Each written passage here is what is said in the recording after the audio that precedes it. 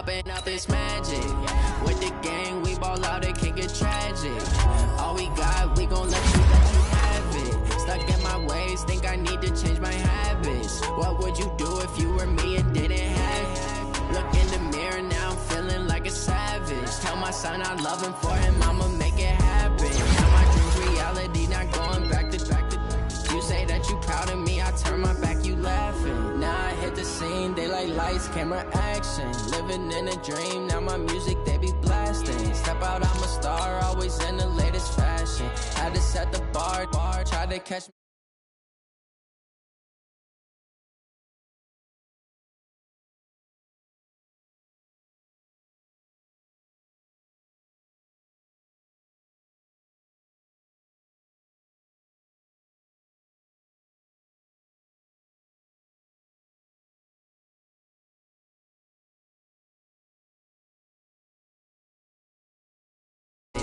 With the gang, we ball out, it can get tragic.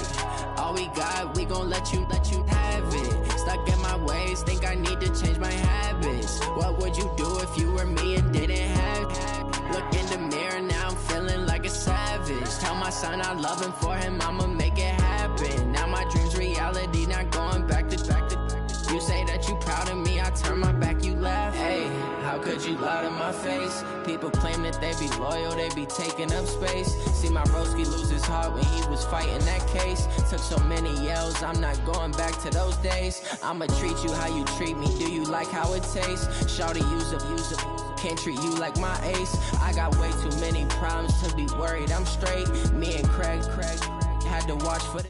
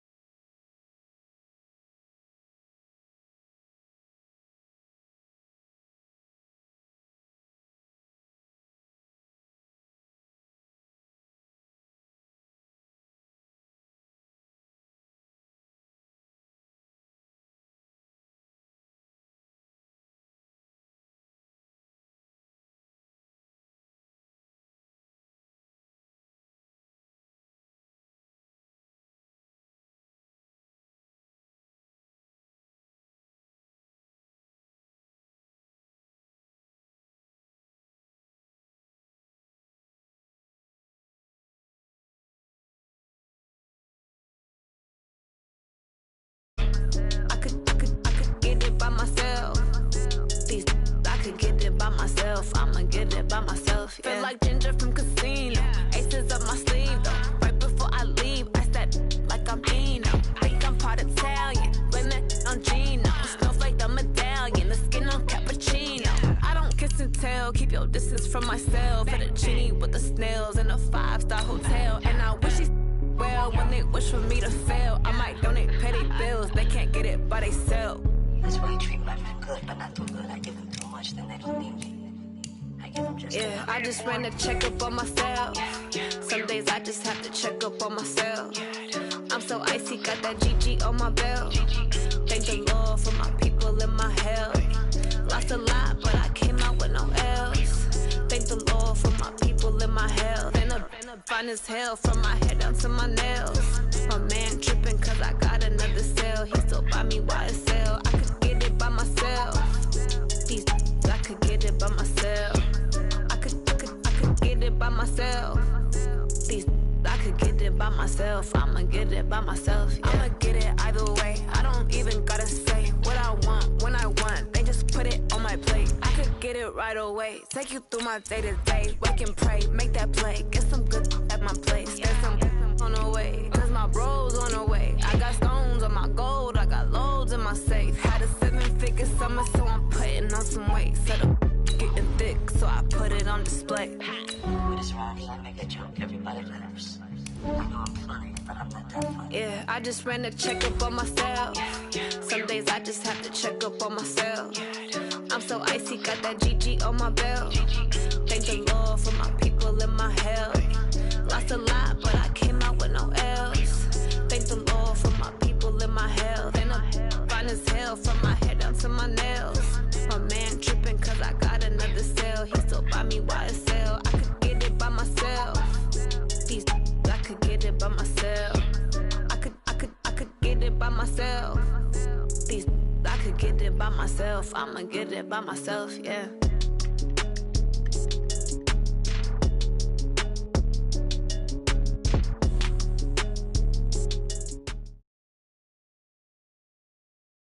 Well, Coach, it is a part of the country that could definitely use the rain, but it's also going to make for a very wet track tonight here at Levi's Stadium in Santa Clara, California.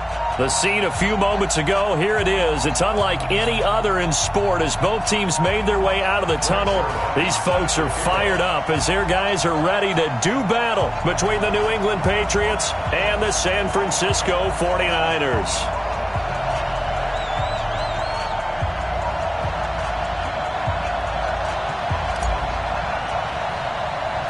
It's the final 3 weeks of the season. Still plenty to play for here as we're underway in Week 15. And a short kick, taking it about the 16.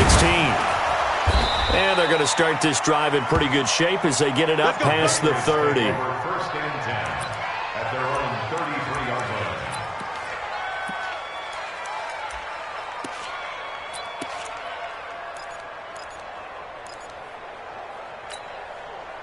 So they'll come up first and 10 now from the 33. On the ground, this is Saquon Barkley. It'll go as a loss of 3 right away, and it's second down. Nice play right there to stop him behind the line, but I want to see how this defense continues to play him here in the first half. Yeah, we know. You know better than I. He has the ability to take over a game, so what do you do? Yeah, I think you have to make sure that you bottle him in at varying levels, because if you crowd everyone to the line of scrimmage, if he breaks through, there's nothing but room to run. 26 Mike, 26 Mike. Watch the slant, watch the slant. Sunday. Now on second and 13. Wentz going up top. And that's going to be incomplete. Good effort there trying to take a shot, but it's third down. Well, that certainly looked like something that they discussed all week in practice getting ready for this one. Take the big shot right out of the gate. At worst, you'll open up the defense a little bit, loosen them up, have them back on their heels. And this opening drive not going to plan. This is now third and 13. Y'all playing the wrong football.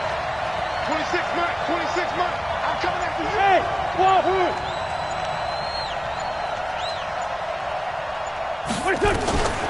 Working from the gun. Wentz. This is caught by Williams. And they'll get him down at about the 37, well short of the first. They get 7 there, but it brings up fourth. 26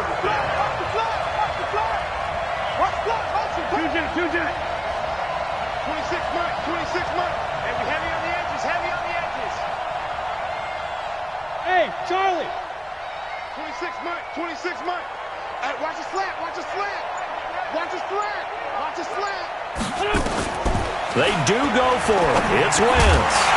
And it is incomplete. A surprising move here on the opening drive of the game. And the Niners take over in terrific field position.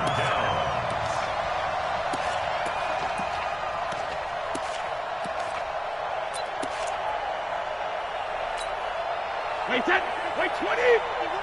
Watch the curl.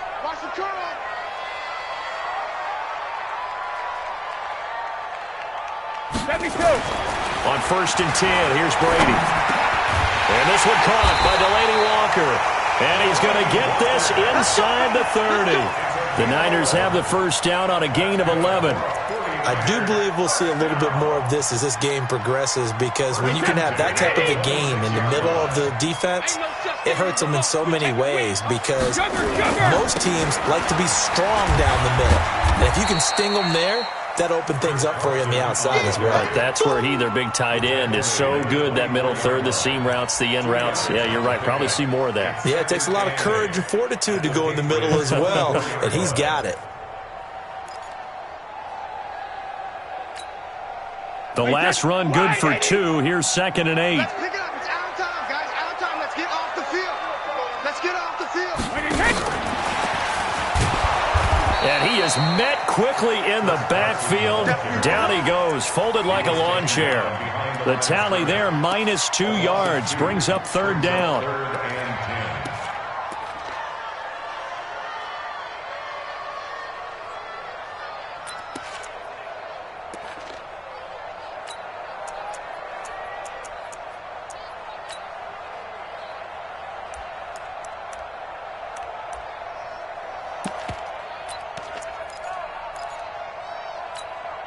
Wait, 10, 53, 51.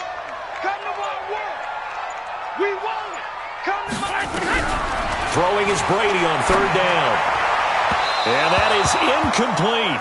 He shook his head right when he released that throw. He knew it was going to be a little off target. Yeah, the excitement got him on that one. Wasn't able to control the fact the receiver was open, and it would have been an easy throw. So here's Greg Zuerlein now as he'll try for the field goal. From the left hash mark, this a 43-yard attempt.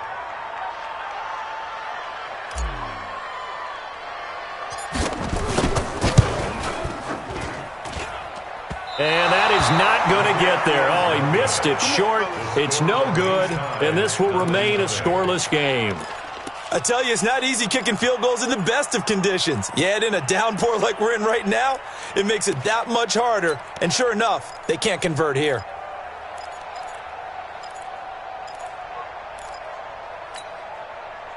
The Pats at the line, ready to go. And last time they were very fortunate, this offense. They went for it on 4th, turned it over in their own territory, but the other guys held up. They didn't give up any points. So how about the guy with the #1 headset on the sidelines, the head coach? That was planned going into it, not necessarily to not get the first down or to have the defense have to hold up. But he trusted his defense. Trusted his defense very much, and I think that's how he's going to play this game. Go for it. Be aggressive, because I've got the wild bunch backing me up over here on my own sideline. Now we'll see what his offense can do.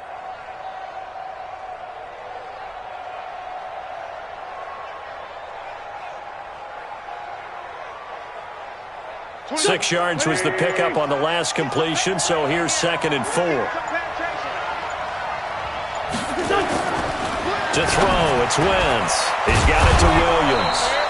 And able to rip off a big chunk of yardage before being dropped inside the 40. 22 yards there, a 1st down. First down, Patriots.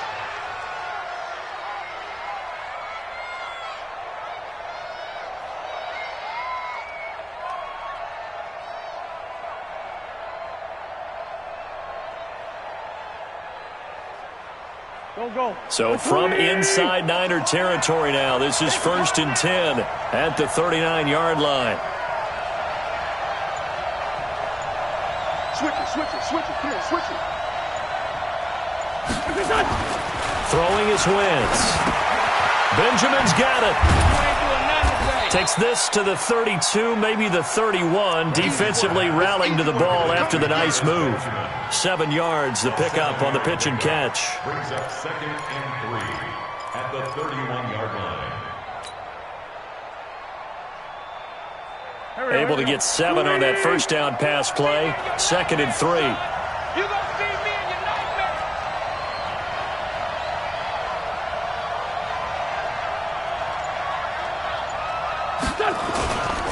Now Saquon Barkley. And he'll be brought down at the 27-yard line. 4 yards the pickup, 1st down. So many teams want to throw the ball in this situation nowadays, but I love watching a team that has enough confidence to go ahead and run the football in that situation. That's almost a tendency breaker.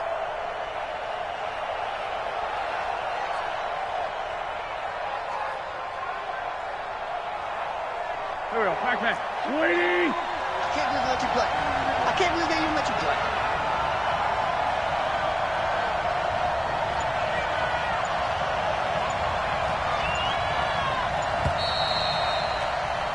No score after one on EA Sports. Here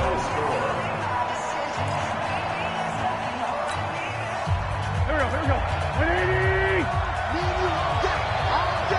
I'm coming after you. First off, 26 months. We got to get the ball. On first down, Wentz gets this out to Saquon Barkley. And he'll go down right on the edge of the red zone following a pickup of about 7 or 8. A gain of 4 last play. They double that here and get 8. At the 20-yard line.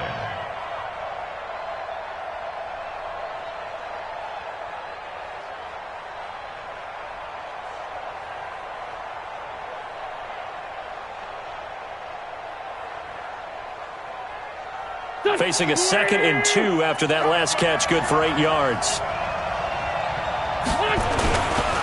Saquon Barkley running right, and he'll get it down this time to the 17. They'll get 3 as the drive continues. It's a first down. But we always talk about good down and distance, allowing offenses to expand their playbook. Well, 2nd and 2, that means your playbook's wide open. You can run just about anything. But a lot of times, the play caller, he just looks down at his sheet, sees the short yardage runs, and goes to one of those.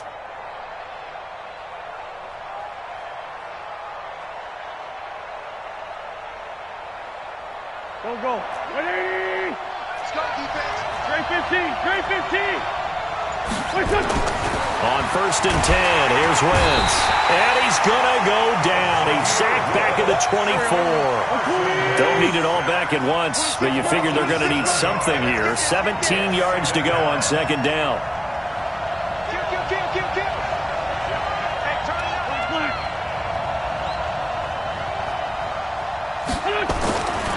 Now Wentz completes it to Benjamin. Only 3 yards on the catch. It's 3rd down. One thing you're hoping for when you run drag routes, you're able to hit a receiver in stride, and he can pick up a lot of yardage after the catch. But in this situation, the defense was effective, able to stop him before he could get a good head of steam going. 9th play of the drive coming up, and certainly not an easy one on 3rd and long.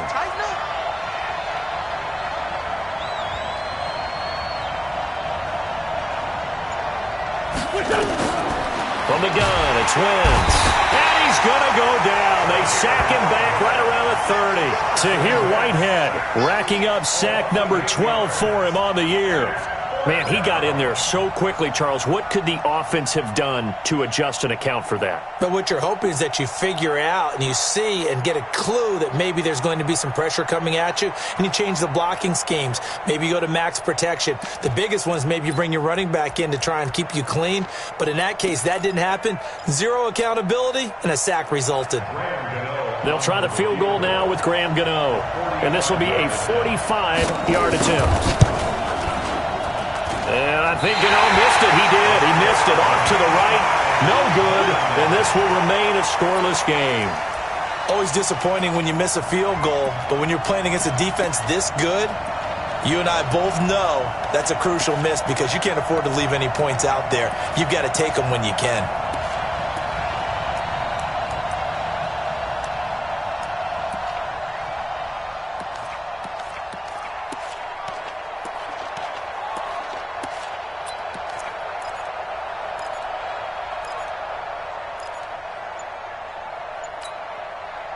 The 49er offense set to get this drive underway. And they've got to be a little bit frustrated about that last drive. Missed field goal. Always hurts a team because, you put something out there, you've given yourself a chance, you're in range, and the ball doesn't go through the post. But it's not something to panic about, I don't believe. Just keep playing and keep going. Watch the shoot. First and 10 at the 36-yard line. Brady now on first down. It's caught. Cooper. And down he goes at the 45 after a pickup of 9. When you see zone defense and you know you've got a drag route on as your primary call, you've got to be really careful as a passer about how far you let your guy go because he might wander into some tough coverage.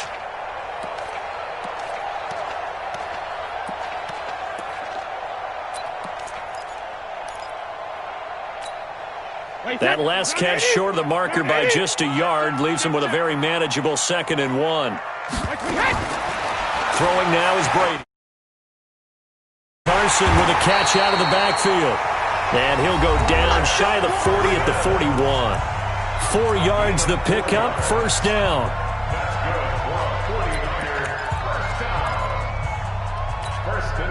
Coming up in a couple of minutes, we'll get you to Jonathan Coachman in Orlando. The coach will have stats and scores from earlier today in the NFL. On 1st down, Brady. And Walker has it. 10 yards on the pickup there, and it'll be 2nd down. They gave up the completion there, but this is what zone defenses count on. Catching the ball and not much run after the catch.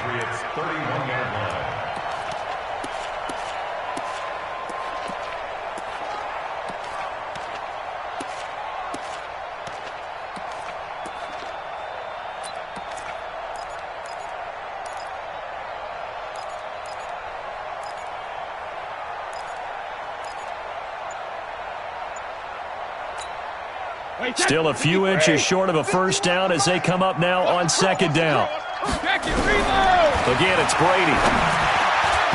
Throwing middle, but it's incomplete. J.J. Nelson, the intended target. But now it's 3rd down.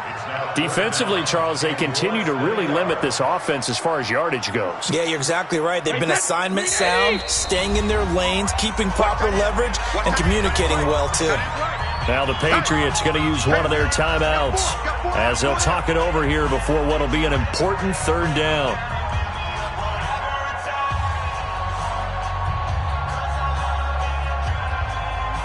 Hey, 20!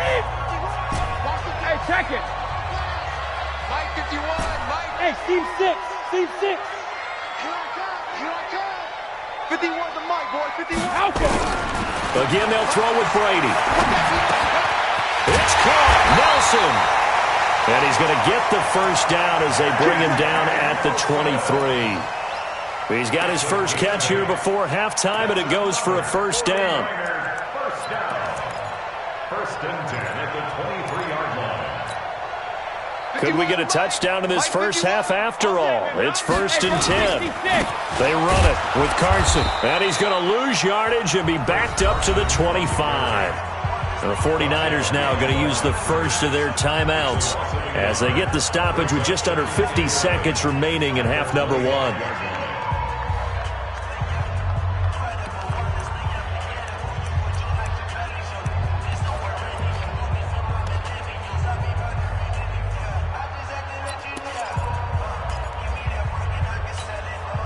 Maybe just a slight detour on what's been a strong drive. Here's 2nd and 11. Shotgun now for Brady. Nowhere to escape, and he goes down. Now San Francisco going to call their 2nd timeout as they'll stop it with just over 40 seconds to go in the first half.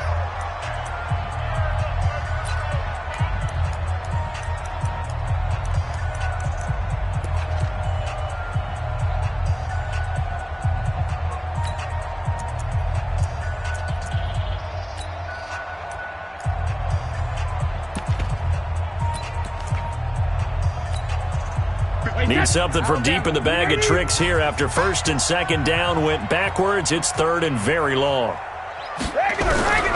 Working from the gun, it's Brady. And this one caught by Dez Bryant. They get 12 yards back, but it still leads to a 4th and long. And after that completion, you can understand why so many teams in the league are emphasizing speed on defense at every position. The tight ends have created so many tough matchups now. If you can't run with a tight end as a linebacker, this is going to be the result every time.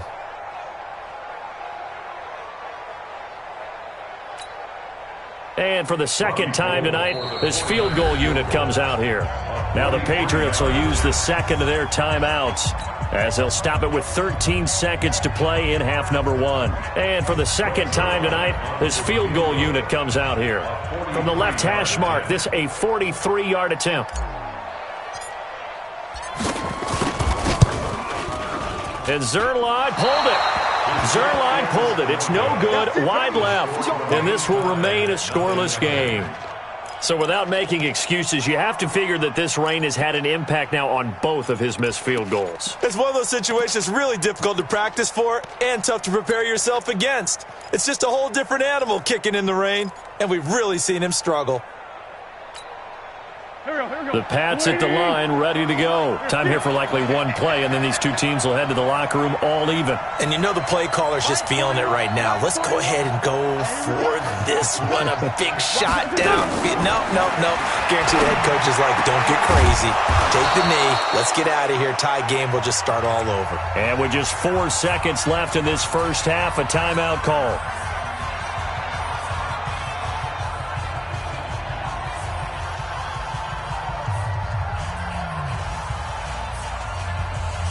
And you see the clock almost empty, so this is likely the last play in the second quarter.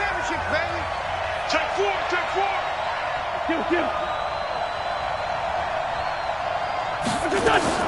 A final shot before half for Wentz. Looking deep for Julio, and that is incomplete. Showed off the arm strength there, but to no avail. Second down. So plenty of action on the field, but no action right now on the scoreboard, at least as of yet. Nothing is our score. As we'll send you eastward to Orlando. Standing by with that EA Sports halftime report now is Jonathan Coachman. Take it away, Coach. And they will not get a chance to return this one as it's through the end zone for a touchback.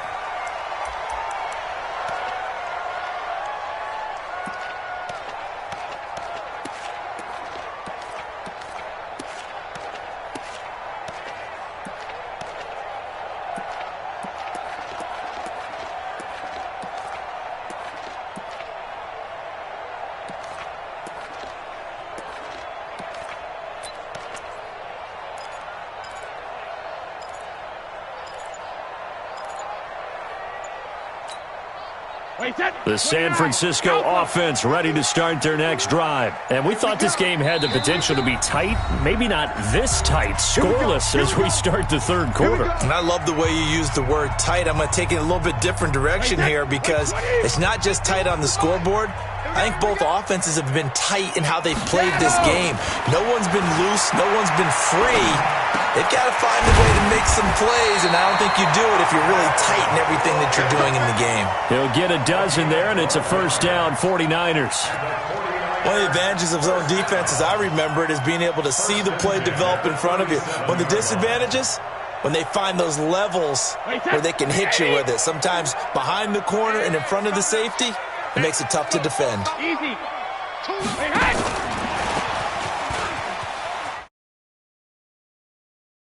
Now a first down run is sniffed out from the start as they'll drop him for a loss of 4. It's a loss of 4 there, bringing up second down. Another example of just a dominant performance by this defense. Yeah, you hear all the time about teams that try to steal signals from the other side and try and learn their signs and their tendencies.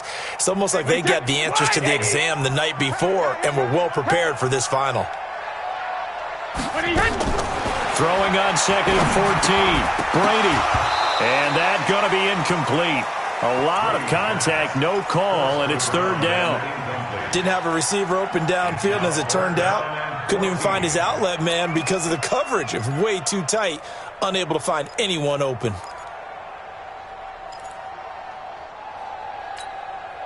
An incomplete pass on that last play, and that means they'll need to come up with something here on third down. Brady to throw again. He's got his tight end Fant, and he's got another first down as the tackle's going to be made at the Patriots' 42. I've got to make sure that I don't take Tom Brady's greatness for granted, that we make it routine. How about that throw right there? Yeah. Another great completion. And you know one area where he honed his throwing, he was a catcher in high school. He was actually drafted by the Expos in 1995 in the 18th round. Wow, that would have been something to see him behind the dish. Think he gunned down a few guys? Gunned down a few guys trying to steal second. That would have been fun to watch. The last run got 3. Now here's second and 7. You got nothing. Hey, 66. Here's Brady. This is White on the screen. And they're able to get this one past the 30 down to the 25. And he's got another first down as the tackle's going to be made at the Patriots' 25-yard line. First and 10 at the 25-yard line. Brady now 5 straight completions here in this second half. 1st and 10. To throw, it's Brady. They'll try and set up the screen. It's complete. And taking it to the 15-yard line before he's brought down. A gain of 10 and a 49er first down. The screen was executed and completed, but where's the worry on the play? How many times is a quarterback going to get hit? Because offensive linemen have to do an acting job of making sure it looks like they're whiffing on blocks. But you got to slow them down a little bit, because if you don't, that's a lot of big guys coming at your quarterback in a big, fast way. And boy, he can get hurt. Brady now to throw. And this is caught. It's Cooper. And he couldn't quite get there. Tackled down at the 1. Back-to-back nice gains. That one for 14 yards and another first.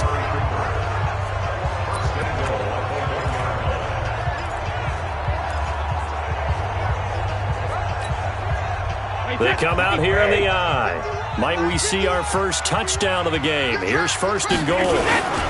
They'll toss it out to Carson. And he'll take this into the end zone for a San Francisco touchdown. Chris Carson with touchdown number 12 on the year, as his guys are on the board first here tonight. Well, these two teams battled through a scoreless first half. Finally, a breakthrough here in quarter number 3. And I just wonder how that played for both of them psychologically, because when you battle through a scoreless first half, now you know that every possession is increasingly crucial. Who can put points on the board, make the other team chase? Wonder if you get a lift and if they get deflated a little bit.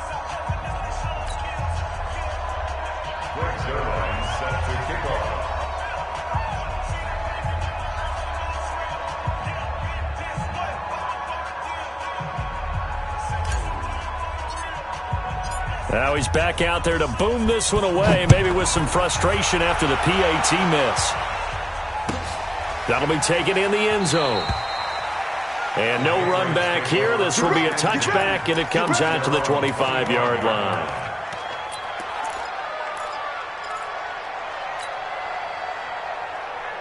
The Pats at the line, ready to go. And with the way this offense has played thus far, to be frank, they got to feel pretty grateful to be in the ballgame. Nowhere to escape, and he goes down.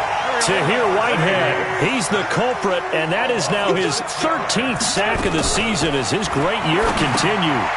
Now a toss left side into the hands of his tight end. And he'll be marked down at the 26 with a gain of 7. Brandon, perfect defense in this situation would have meant that there was an incompletion. They would have picked it off. Okay, so they gave up the completion. But I really enjoyed watching how the defense stayed in sync, stayed in great communication. And as he dragged across each zone, you see him pointing, communicating. There he is, and they passed him off to each defender. Ended up making a nice play, even though it was complete. Watch the ship. Watch the ship. Hey, empty. Empty. Now Wentz on 3rd down.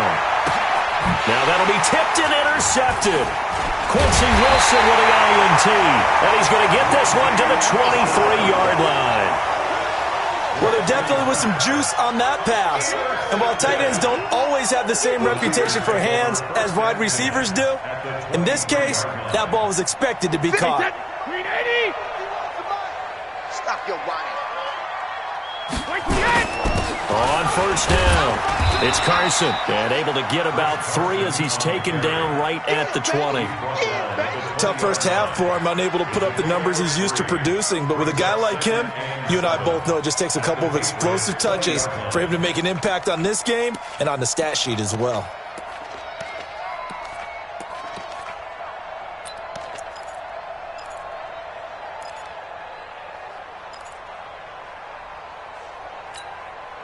Three yards on that last carry. Here's 2nd and 7. They run again with Carson. This will be a 5-yard pickup as they move it from the 20 to the 15. In the first half, he was held in check on the ground, but despite that lack of production, they still have the lead. Yeah, and they've got to feel fortunate about that. If they could actually get production from their lead horse, that would help open up this offense and widen this margin too.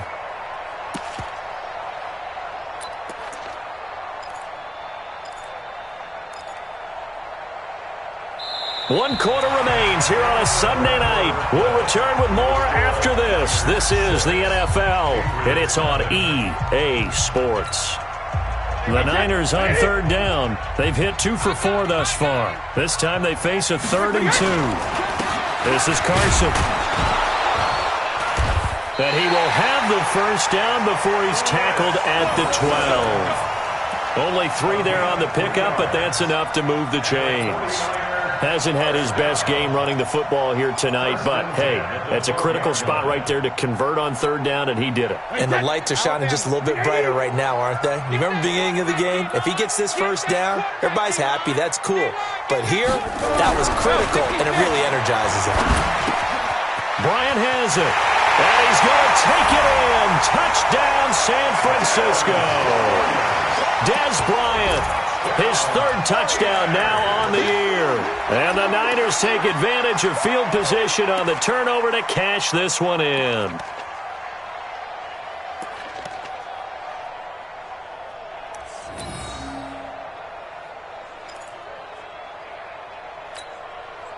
So what can Brady do here as he'll lead his guys up to go for 2. From the gun, it's Brady. And he's got it.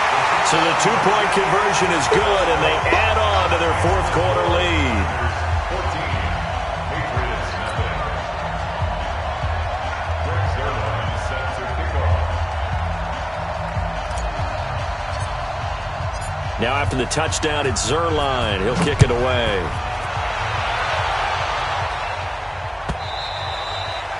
And this will be a touchback as that sails over the end line.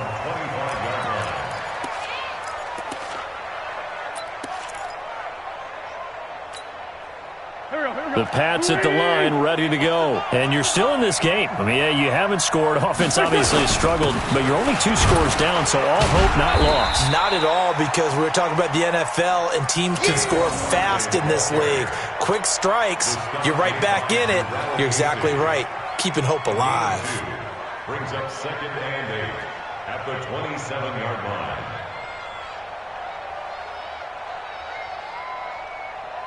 The last run got a couple. Here's 2nd and 8.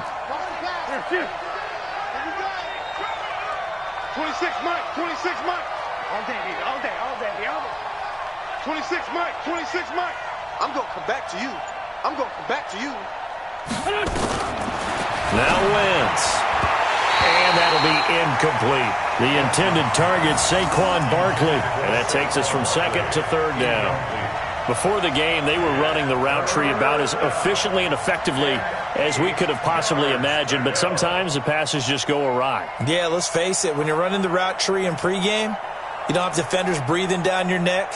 You don't have defensive backs making plays on the football. Hard to replicate the intensity of the game in pregame. So the failure to connect on 2nd down, that leaves him staring up here at a 3rd and 8. Well, this is caught by Williams. And he's able to get the first before he's taken down at the 36. So that'll get him to first down as they get 9 yards out of that quick slant. Now a man open down the middle of the field. And they bring him to the ground just shy of midfield. 14 yards is the pickup there and a New England first down. Now, correct me if I'm wrong. You're down 2 scores. I don't think you need to rush just yet, but you can't take your time either. Yeah, even if you don't want to commit to full 2-minute offense, you have to up the tempo, up the urgency. Maybe you're starting to call 2 plays in a huddle each time you snap the ball. Throwing on first is Wentz. That's going to be caught by Samuel. That throw good for 4. It's 2nd down. You got the big lead defensively. Willing to give them that underneath stuff, right? And this is why you work on your tackling. Tackle them after the catch, inbounds, keep the clock running. Just go ahead and bleed the game out that way. 4 yards on that last completion, so that sets up 2nd and 6. Again, it's Wentz. Got his man, it's Williams. And a 5-yard gain gets him to the 42. And, partner, I think that's a great example that not all tight ends are created equal. Because everything was right. Got the completion, but he's not one of the more dynamic guys in the league. So even though he caught it, couldn't turn it into much more.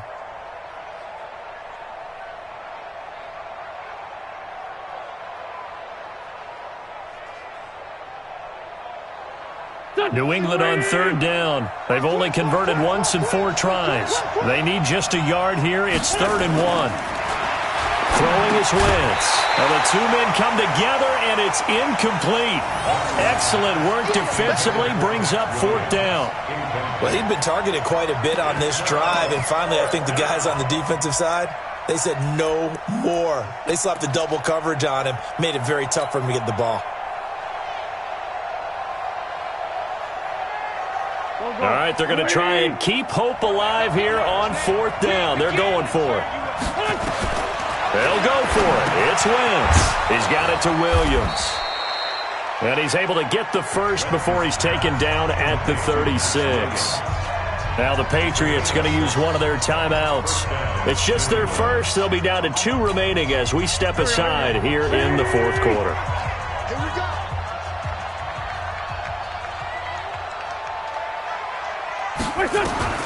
Again, they'll throw with Wentz. And the coverage terrific there as that's knocked out and incomplete. Kyle Fuller there defensively.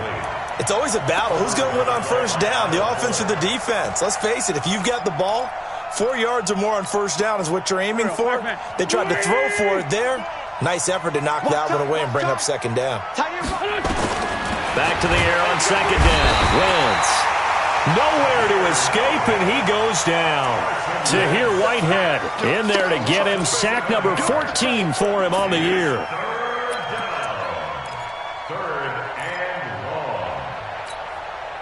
They don't need to run another play here before the 2-minute warning. Let's see if they do it anyway. Hey, check 46 down, man.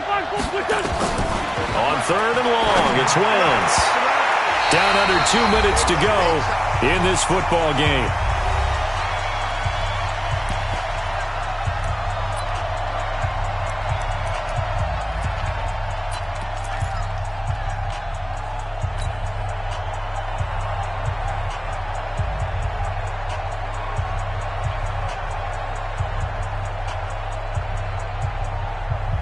So the Patriots with a football as we get you reset.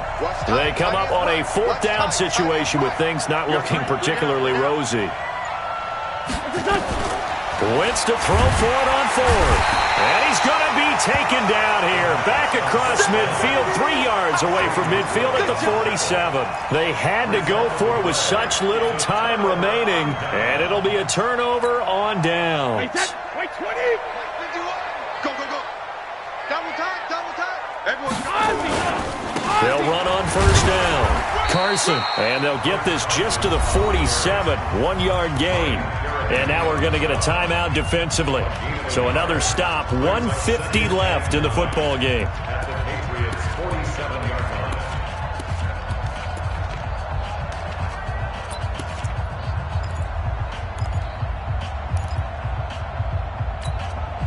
So 2nd and 9, and you'd have to figure just about all 11 probably crashing the line here.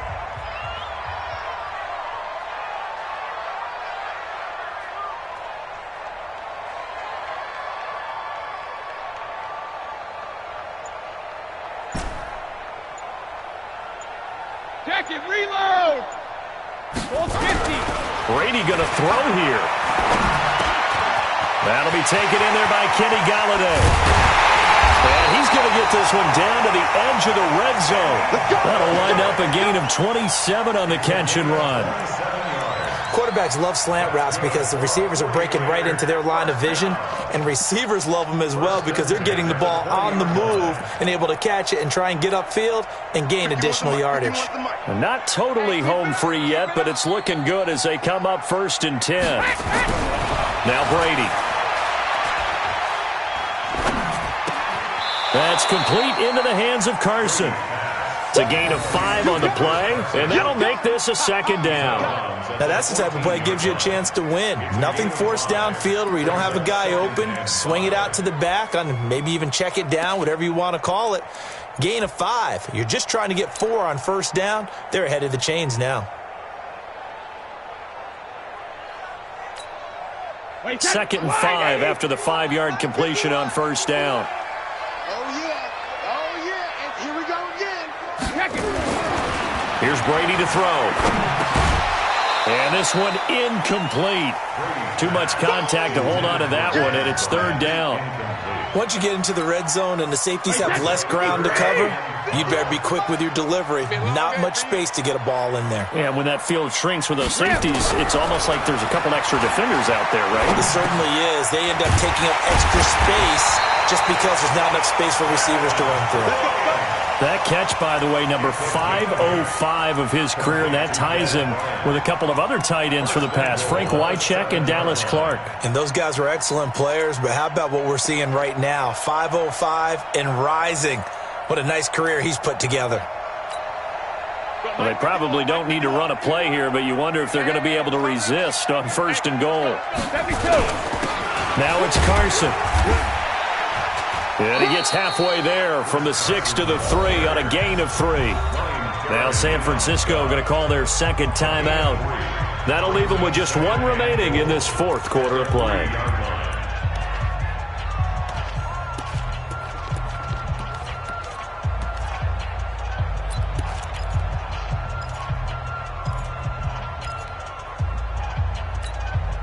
They come out 5 wide, 3 of them to the right side. So the ball position now at the 3. Here's second and goal. The Patriots will take their third and final timeout as the clock will stop with 35 seconds left to go. Wait, 10, wait, 20. Here we go. Cover. Brady going to look to throw. To the goal line, but it's incomplete. Cooper was the target there, but now it's third and goal. When you got your backs in the shadow of your goal line, you've got to be physical in that situation because there's not a whole lot of space, not a lot of wild plays that can be run there. It's put up or shut up time. Defensively, nice job just to make sure they didn't complete it on that play. Here we go. Check. Go bandit. Brady now on third and goal. And across the chalk into the end zone, it's a 49er touchdown. Kenny Golladay, his 5th touchdown now on the year. And the Niners are able to stretch their lead.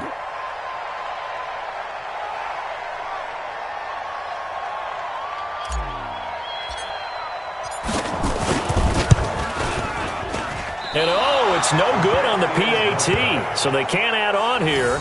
And our score is going to stay right where it is.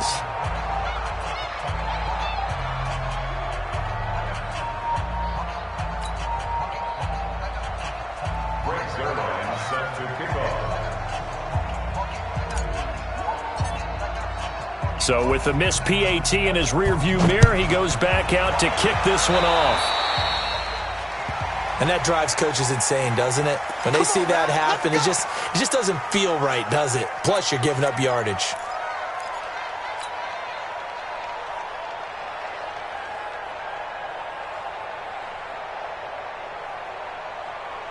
They've got good starting field position as they come up here first and 10 at the 40. Now Wentz. Under pressure, they got him again. Tahir Whitehead, what a season he continues to have, his 15th sack of the campaign.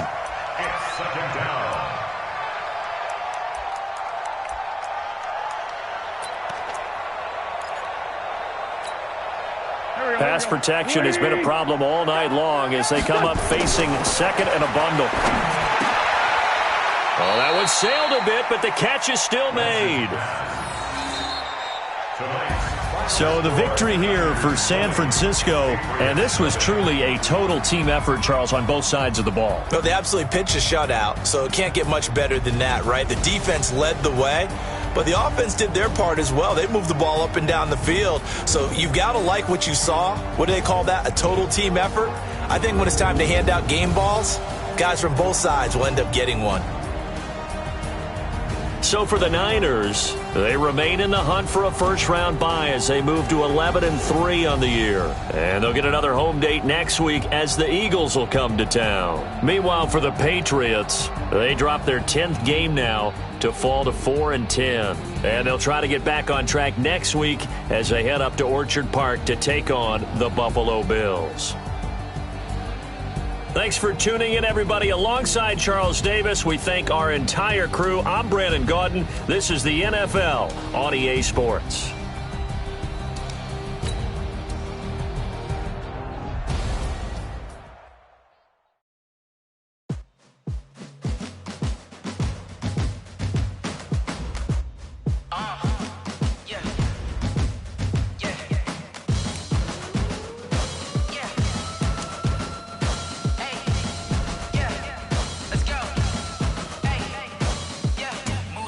I'm about to make a play.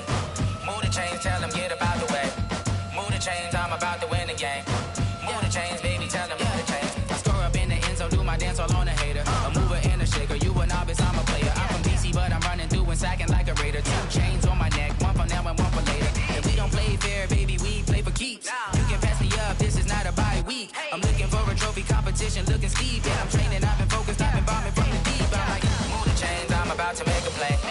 Move the chains, tell them get about the way. Move the chains, I'm about to win the game. Move the chains, baby, tell them move the chains. Move the needle for the city like the championships. All my records go hard, this a champion hit. I've been working for this moment like I've been in the gym. Jumping all over hurdles, I'm evading the pit. Head to head with anybody, take them, I can shake them. I invite them to the fire, then I bake them, I'ma break them. I'm a Hall of Fame legend, they should go and hang my jersey. Made to put in work, I don't think they really heard me like. Move the chains, I'm about to make a play. Move the chains, tell them get about the way. Move the chains, I'm about to win the game. Move the chains, baby, tell them move the chains. Ain't no stopping me, ain't no topping me. I am up, #1 seed, ain't nobody popping up. Got a squad of gorillas from the jungle suited up. You kicking off against me, hope you ready, get it up. I be booted up, popping out a sprinter or a truck. Whole team chasing bags while they chasing us. Calling audible, I read the game, I think it's time to switch. You get hit, if I miss, then my teammates got the blitz, yeah. Move the chains, I'm about to make a play. Move the chains, tell them get about the way. Move the chains, I'm about to win the game. Move the chains, baby, tell them move the chains.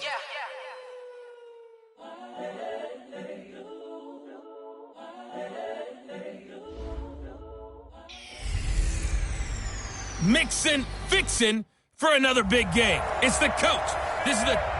We are sandwiched between Fort Worth and Dallas, Texas, and Arlington at the luxurious AT&T Stadium. Tonight, we've got a great Sunday night matchup between the Minnesota Vikings and the Dallas Cowboys.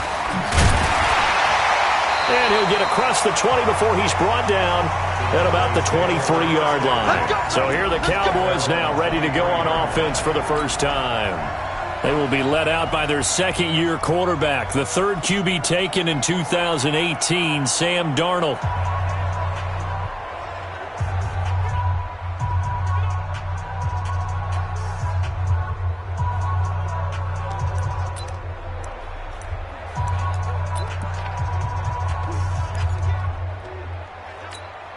Time, 22, Mike, 22. Let's go one more. Check 50, check 50. This is Joe Mixon, fourth in the NFL in rushing last season. The game's first play produces 6 yards, brings up second down. The numbers for Mixon last week. And Charles, how do you think he ran the football? I thought he definitely had his moments. I did think that they could have utilized him a little bit better, and I'm definitely going to keep an eye on him to see how they're going to use him this week. I'm going to run you over. I'm going to run you over. On second down and 4, Darnold. It's Kelsey on the ground. And they get him down, but not before he takes it across the 40-yard line. 13 yards and a first down, Cowboys. On first down, Darnold. And this one complete to Levine Toilolo. A gain of 6 there on first. How about the timing on that one? Boy, they were in sync, weren't they? 3-step drop, balls out of his hands, right to the tight end. Nice completion, just like they do it in practice. To throw again on second down. Darnold, Darren Lee in there to bring him down, and that is sack number 17 for him now on the year. 2 sacks last week, another one right here. He's been unblockable lately, and I think that goes all the way back to not just his offseason, but the film study he's been doing during the week, because I think he's found matchups that he likes, and he's capitalizing. And a few times he's even defeated double teams. He doesn't care at this point. Throwing here on third down. Darnold. Open man is Sims. He's got it. And this is going to turn into another first down as the tackle is made at the Vikings 42. Never make the mistake that the slot receivers, especially the little guys like we're watching here, are just quicker than fast. A lot of them combine quickness and speed, and they catch a lot of footballs, as we just saw there.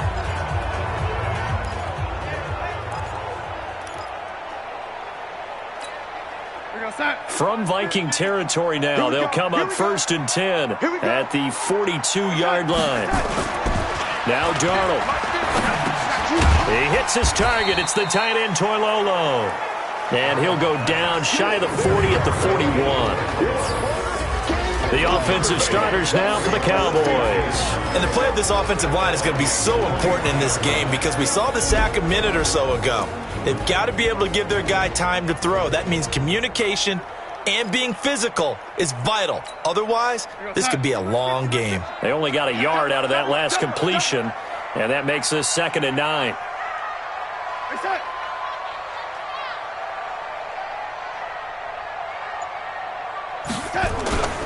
They go back to the ground now with Mixon. And here he'll be brought down a little shy of the 35 at the 36. Here now the starters defensively for the Vikings. They were terrific last week in the victory over Kansas City. Yeah, they pitched a shutout in that game, didn't they? And those don't come around all that often in the NFL. The ability to keep someone out of the end zone and also from kicking one through the post. Well done. Here comes the 7th play of this opening drive. They've moved it well, but here's 3rd down. Darnold down to throw. And it's complete to Kelsey. And he's able to pick up the first before he's taken down at the 27. What a methodical drive this is turning out to be. That time 9 yards, and the sticks move again. Now a play fake here on 1st down. He'll find his running back, Joe Mixon. 23 yards on the play. Let's go. His passing's been on point on this drive, hasn't it? Been very accurate, gotten the ball downfield, gained nice chunks of yardage. But now, in this situation, the field is really condensed, partner. So if he's going to throw the football, that could be pinpoint here. As I was going to ask you about. And he will fight his way into the end zone for a Cowboy touchdown. Joe Mixon, his 9th touchdown of the season. And the Cowboys take it all the way down the field and score on the opening drive. A long opening drive, but a very successful opening drive. We call that methodical, I guess, when it takes that many plays. Methodical and almost like a boxing match where you're hitting them with body blows. They can withstand them here. Look, they gave up the touchdown, but you don't feel like a knockout is there. But they keep doing that in the 4th quarter. That's when the knockout occurs. And it becomes tough for that defense if they're on the field that long. We'll see if they can continue that in future drives. This will be fielded on the back line of the end zone. And no run back here. This will be a touchback, and it comes out to the 25-yard line. So here are the Vikings under 6-year head coach Mike Zimmer. They'll be led out by their 5'11" quarterback from Wisconsin by way of NC State, and that's Russell Wilson. He's always been an incredible decision maker on the field. Takes care of the ball really well, puts his team in the right positions, makes sure the play calls are accurate. Also was a minor league baseball player. Didn't hit very well there. I think he made a great career choice picking football.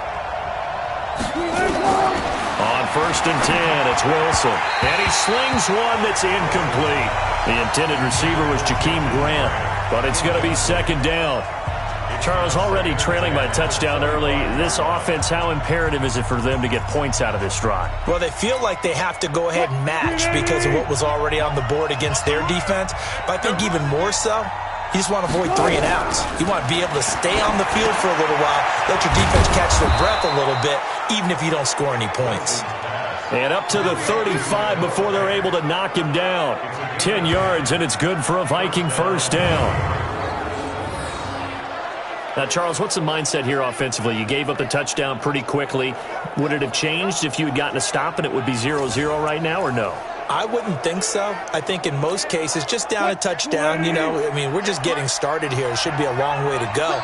You think to yourself, stick with the game plan, all the things you worked on in practice. But you have some teams that when they get down, their natural tendency is to aggressively strike back. And let's see if they want to get outside of the game plan we expect and try and be aggressive on their first series. Here's 2nd and 9, just a yard on that last run. Watch the screen, watch the screen. Watch the screen. From the gun, it's Wilson. This is the tight end Fant. And a 6-yard gain gets him right around the 43. That's a staple of this offense. Drag route to the tight end. Yeah, he's unable to use his size to break off much more yardage after the catch, but still an effective gain nonetheless. 3rd and 2, now Wilson. He's got his tight end Fant. And he's got the first down yardage as he brings this up to the 47. Got to say, I was a little surprised to see him, Charles, come out in the shotgun on 3rd and less than a yard. Yeah, but the way the NFL is nowadays, we hardly ever see anyone really run for it on short yardage, so they're going to throw the football more times than not. That was a nice, easy rhythm throw right there, and they pick up the first down.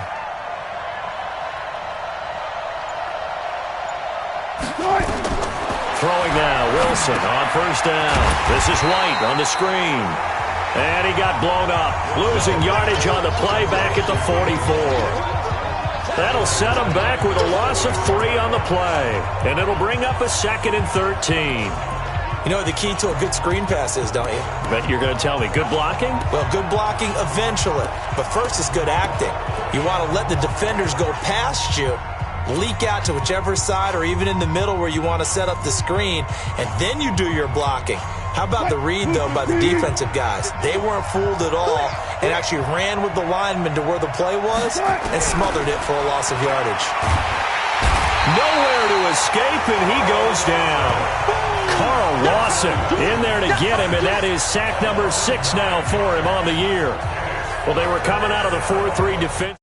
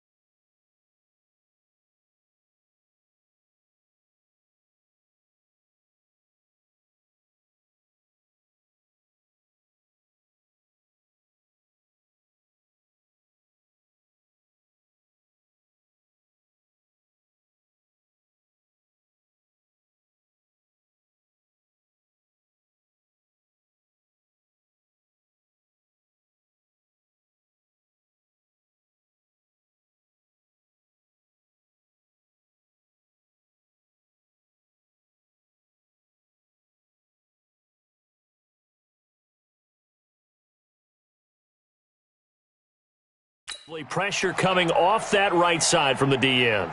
And that's the blind side of most quarterbacks. If you're right-handed, that's the side you don't see quite as well, and that's why you rely on your left tackle, maybe your highest-paid offensive lineman, to take care of you. In this situation, that didn't happen.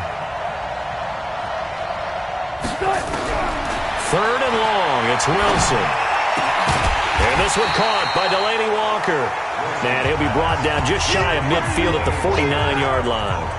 Well, they'll get 15, but that won't be nearly enough. It's 4th down.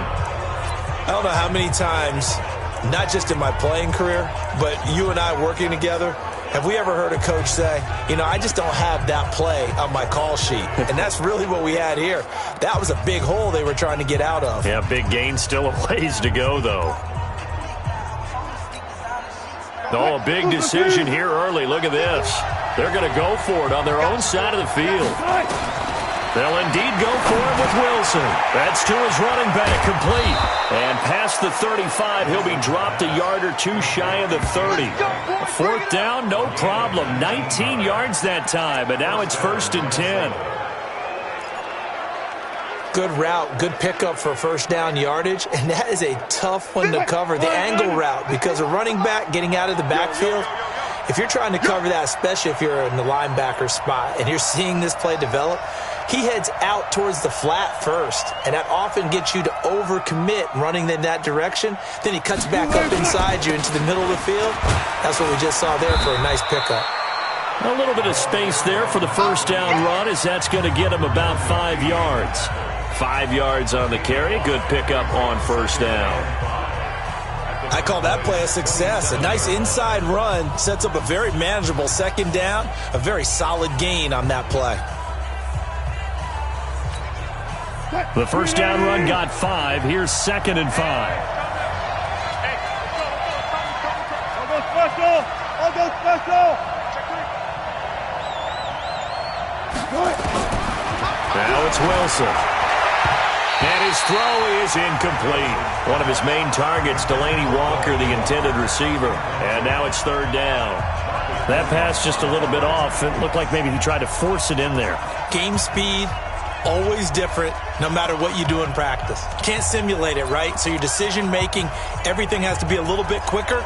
Sometimes it can throw you off until you adjust. They come up now, 3rd and 5, following the incomplete pass. From the shotgun, Wilson. He's got his man here. It's Green.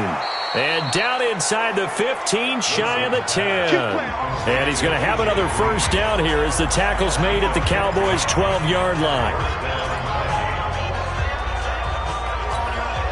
Coming up in a couple of minutes, we'll get you to Jonathan Coachman in Orlando. The coach will have stats and scores from earlier today in the NFL. And he'll hit his tight end, Walker. And he's able to work it here to the 8-yard line. That throw good for 4. It's 2nd down. Well, they're unable to convert that into much, but it's never a bad idea to try to get the ball into a tight end of his caliber's hands and see what kind of disruption he can cause.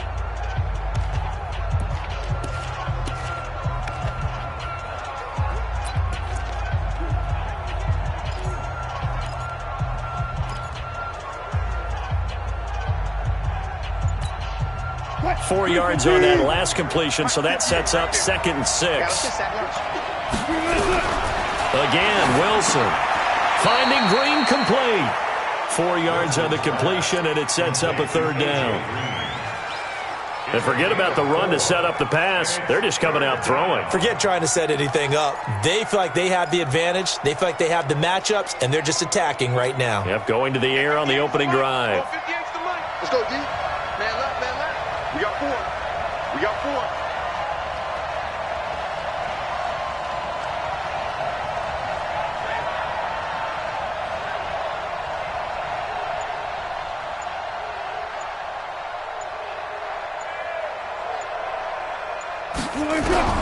Wilson now on 3rd and 2. And he'll get into the end zone. Touchdown, Minnesota. Delaney Walker, his first touchdown on the year, as they are now on the board here in the first half. And a little time left on the clock, so on the other side, they're thinking, gosh, we'd like to get that lead right back. Yeah, thanks for pointing that out. Here I am going ahead and tapping out the first half. Well, there's still time. They've got to make a decision about what they want to do on the kickoff, whether they want to let their return guy touch it. A throw there, but that's going to wind up incomplete. So what do you think the mindset was there? You can tie it with a PAT here first half. Why go for the lead right now? The old school mindset says if you have a better team, you just go ahead and continue to try and dominate. There's also a school of thought, if you don't think you're quite as good, you have to try and take advantage of opportunities. And finally, I just think this is analytics coming into the game. Someone saying the more you go for two, the better your chances are of actually getting them. 35 seconds, all that remains in the first half as they come up on first down. And they're just going to run it here up the middle. And he'll just push his way forward for a few as the clock will run. 3 yards on the pickup there, and it'll be second down. What's the old expression, 3 yards in a cloud of dust? In this case, it's dust-covered pellets. It's no longer that old grass that we used to play on, right, and chew it up. Now we've got that artificial surface. You see the pellets go up. Still a nice play by the defense. So a very tight first half. We had to break it. Due to time constraints, we move you forward in today's broadcast to the beginning of the third quarter. Both teams appear ready for the fight ahead, and we resume action here in quarter number 3. This is fielded at the goal line. And not a bad return here. He gets it out to the 25-yard line. The Vikings taking the field here for their second drive of the game. They're close game, but they're going to need to do a little bit better probably here in half 2, no? I would agree with that totally. I would guess it in the locker room. They talked about cleaning up some of the errors, but overall, I think they wanted to be positive with them. Guys, we're right there. Just not playing as well as we need to. Let's pick it up, and we still have a chance to win this game. Yeah, they do. We'll see if they can pick it up. 58, boys, 58, 58. No. We got to get to the ball, team. We got to get to the first down. On first down, Wilson. And a quick throw here. That's complete. He's going to be dropped following a pickup of 7 past the 30 to the 32. 7 yards, the pickup on the pitch and catch. I always laugh when people say, what's the toughest route to defend? And I'm like, any of them, especially if it's a good receiver. That makes things very difficult. But when you're running a drag route, something short, shallow, going through defenders, using guys almost as screens in order to get open, that makes things tough for guys trying to get to the football.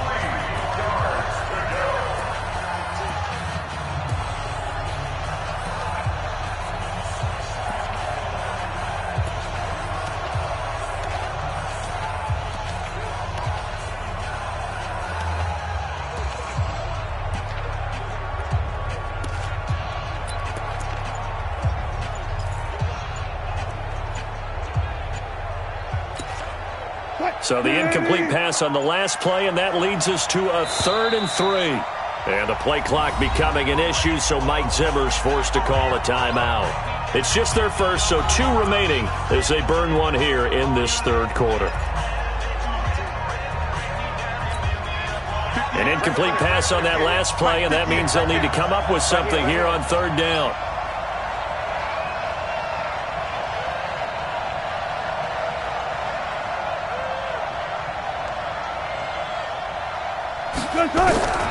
Out of the gun, here's Wilson.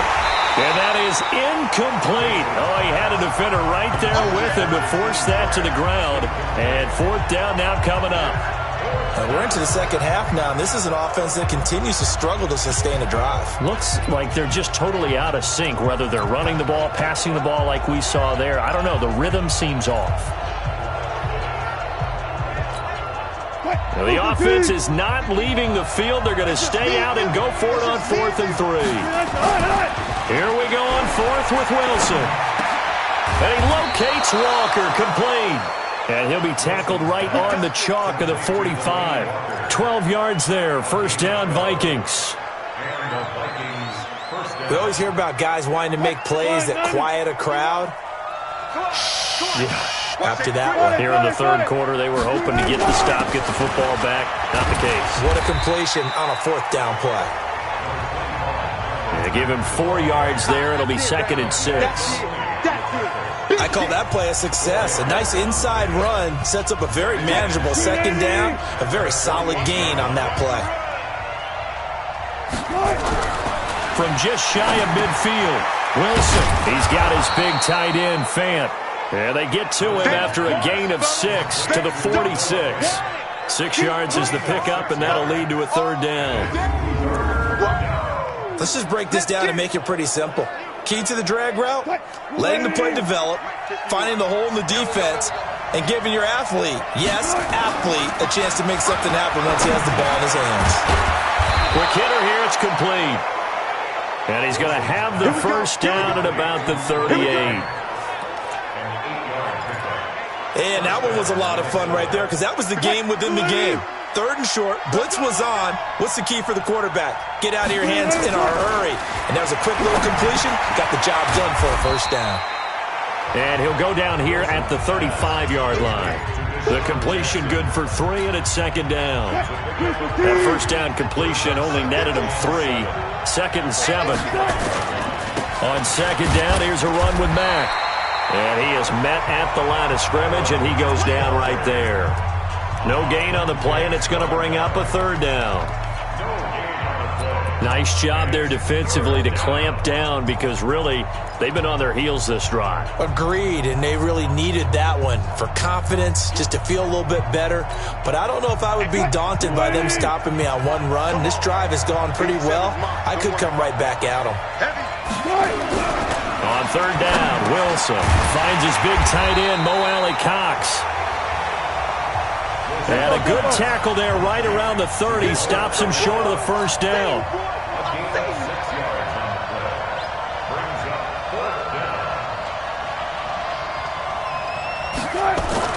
They'll try and throw for it with Wilson.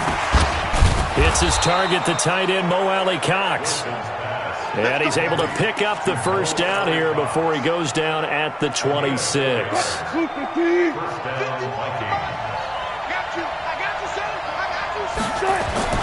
They'll run on first down with Marlon Mack. They get him to the ground right on the cusp of the red zone after a pickup of 5 or 6.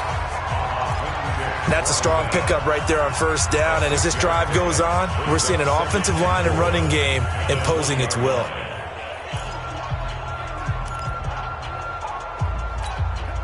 Six yards on that last play. Here's 2nd and 4.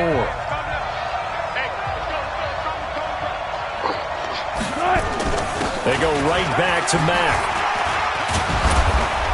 And he's brought down just outside of the 10 at the 11. 9 yards to pick up there, and it's a first down. We don't talk about it very often, but sometimes there's a dip in intensity when you start the second half, which can manifest itself in some sloppy tackling. And how about right there? He ran right through that weak tackle attempt.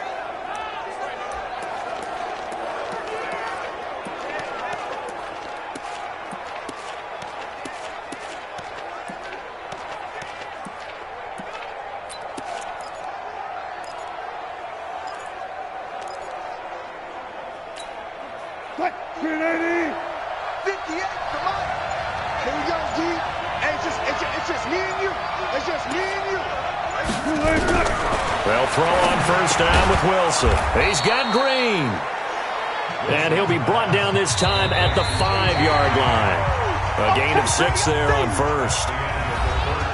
Good throw, good catch, but I really like the route. The drag and being able to run away from defenders, hard to stick with them for that long. Yeah, better against man than zone, or? Better against man, because now you're running away from someone and you're not running into a defensive player in another zone. Throwing again on second down, but this time it's incomplete. Green once again the intended receiver, and it's 3rd and 4.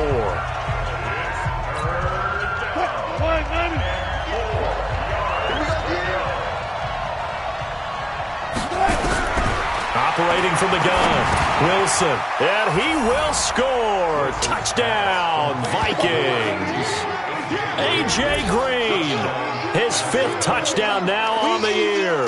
And the Vikings have taken the lead.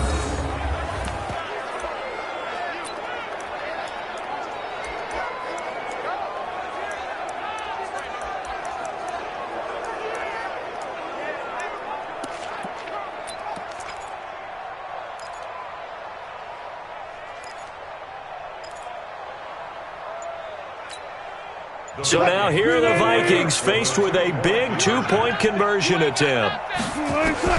Wilson will throw again toward the end zone, but that's going to wind up incomplete. Tough there. Good pass. Hit the hands. He just couldn't bring it in. And every receiver's coach everywhere. Seeing that play, focus, focus, focus. Watch it all the way in and tuck it away. And that'll carry over the back line of the end zone for a touchback. Here's the Dallas offense now, heading back out onto the field.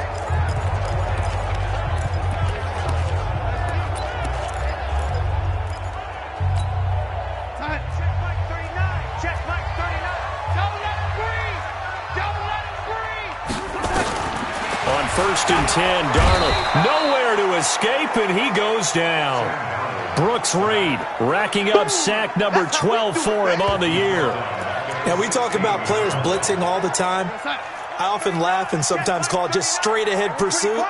What a running start right back to the backfield for him. Yeah, it really didn't give anybody a chance to get up there and stop him. No, I mean, that's really, really difficult. You're asking a whole lot anyway, but when he gets that kind of a start and comes through clean, oftentimes the advantage definitely goes to the defensive player.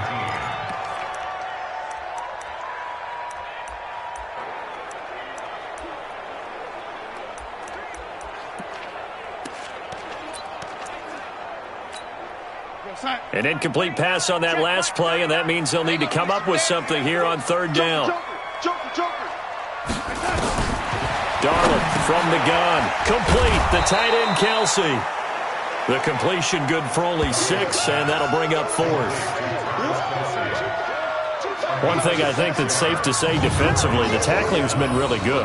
And because of that, it's been very, very hard for them to move the ball because you're not getting the benefits of run after catch. They're tackling them almost on the spot. That means you have to run extra plays, harder to move it. Here's Matt Bosher now. And surprisingly, this is the first punt of the game for either team.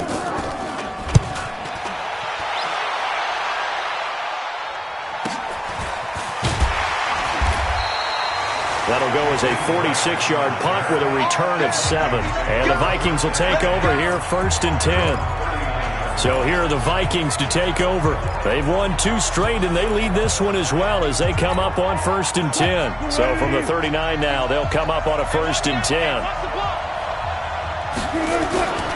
A run by Mack to start the drive.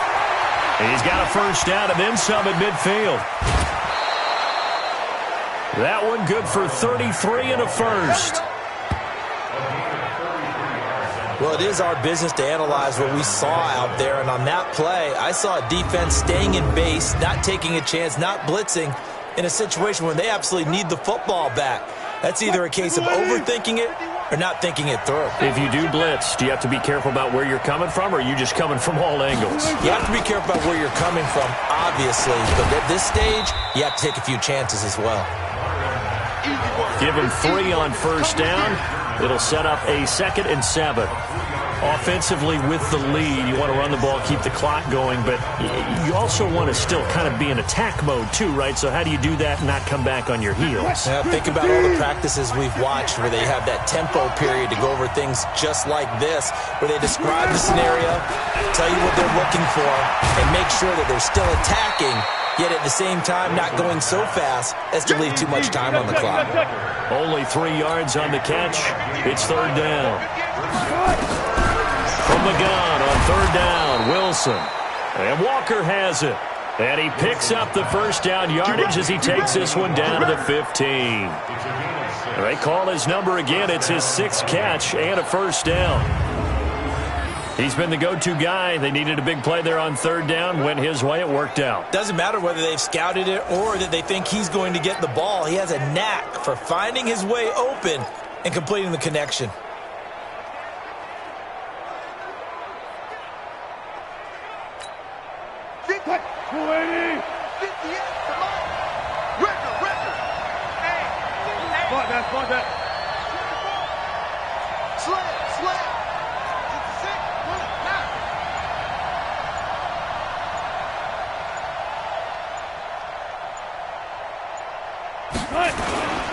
On 1st down, Mack. And he'll be brought down this time at the 5-yard line. 10 yards on the pickup there, and it'll be 2nd down.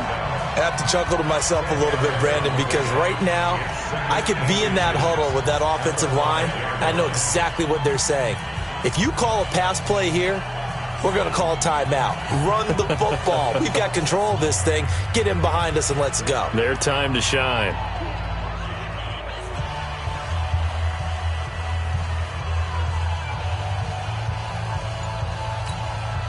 Coming up to the line, and they will need to run another play here before the 2-minute warning. They'll go again here with Mack. And he'll be brought down right on the edge of the goal line at about the 1-yard line. 4 yards on the play, and that leads to the 1st and goal.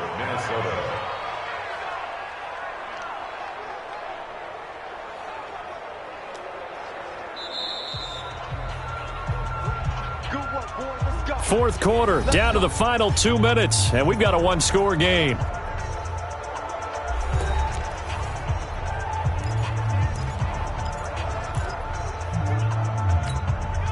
So the Vikings in possession of the football as we get you reset. They've got it 1st and goal as they search for what could be a game-sealing touchdown. Wilson to the goal line, but it's incomplete. They don't get the hook up there, but you really have to marvel at how precise he's been throwing the football these last couple weeks. Oh, that's a perfect word for it, precise, because if you're at 70% or better 2 weeks in a row, you have a job as long as you want one in this league, won't you? I mean, let's face it, it's not just West Coast offense either. And he'll get in. Touchdown, Minnesota. Marlon Mack with touchdown number 7 on the year. And the Vikings are going to widen that advantage. Well, it'd be real easy to say that they are firmly in control right now, but I'm looking at your face and I'm thinking I've got to be careful with that. Well, it's a 2-score game. You're inside of 2 minutes. I think you can breathe relatively easily now. Yeah, you can, but still, you got to stay vigilant. Can't give up anything cheap and easy. That could put you in some jeopardy.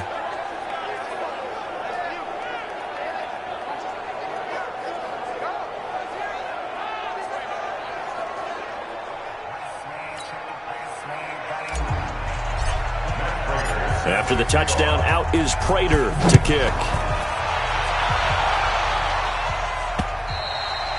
And this will not be returnable. It's out of the back of the end zone for a touchback. So Sam Darnold in the offense.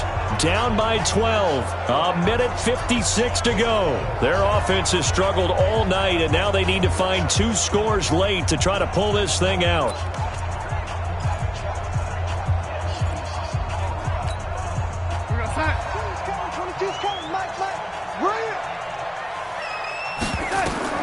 On 1st down, Darnold. He gets it to Sims, complete. And they're able to get this one across the 35. It's a gain of 12, and the Cowboys pick up the 1st. Darnold. Under pressure now, Darnold, and he goes down. Deron Payne in there to take him down, and the clock will roll. After the sack on 1st down, Darnold, he's going to let it fly. Well, this is taken in. It's complete. Now he's going to get this all the way down inside the 35. It's a gain of 35. Here's Darnold. You know I'm going to lean towards the defender, right? You know I'm going to do that. I know. That's a tough situation for him as I see it. But the truth of the matter is, that ball was not streaking towards him. That little arc on it, he's got to find a way to get his head around and make a play on the football. 2nd down and 10, Darnold. It's Kelsey on the ground. And this is going to turn into another 1st down as the tackle is made at the Vikings 16. Now the Cowboys going to burn the 1st of their timeouts as they get it right at the 32nd mark of this 4th quarter. The 16-yard line. We're going to start. 22's coming, 22's coming, Mike. Hey, let's get in them holes. Darnold on 1st down. That's going to be caught at the 10-yard line. The Cowboys going to use their 2nd timeout now as they get it with 26 seconds to go in the football game.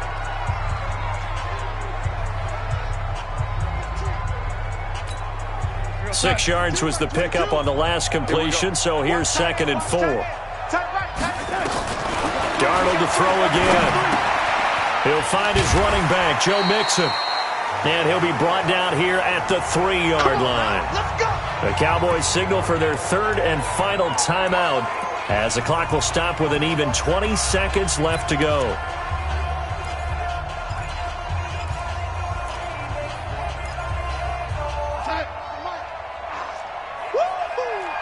Cut his left. Cut his left. Out. 5 down. 5 down. Throwing again is Darnold. And it's caught. He's got it for a late touchdown, but probably a little too late. It would take a miracle of epic proportions if they're going to pull this one off. Okay, game on. Don't go anywhere yet. You got a one-score game now. Probably going to rely on the onside kick coming up. Yeah, they have to. It's not a high percentage play, but it's better than not having a chance at all. And that's when you put your leapers and your flyers on one side, get that high hop, and hope that one of the guys can come up with it. And on the other side, get that hands team ready. No doubt about it. Rosas now to add the PAT.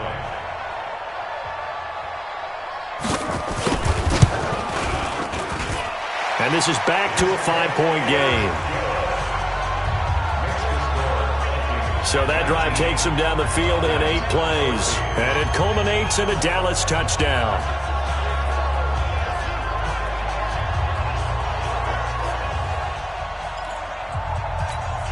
So the onside kick will come with 17 seconds to play. And this is going to be recovered by the hands team. And that should just about put a capper on this one.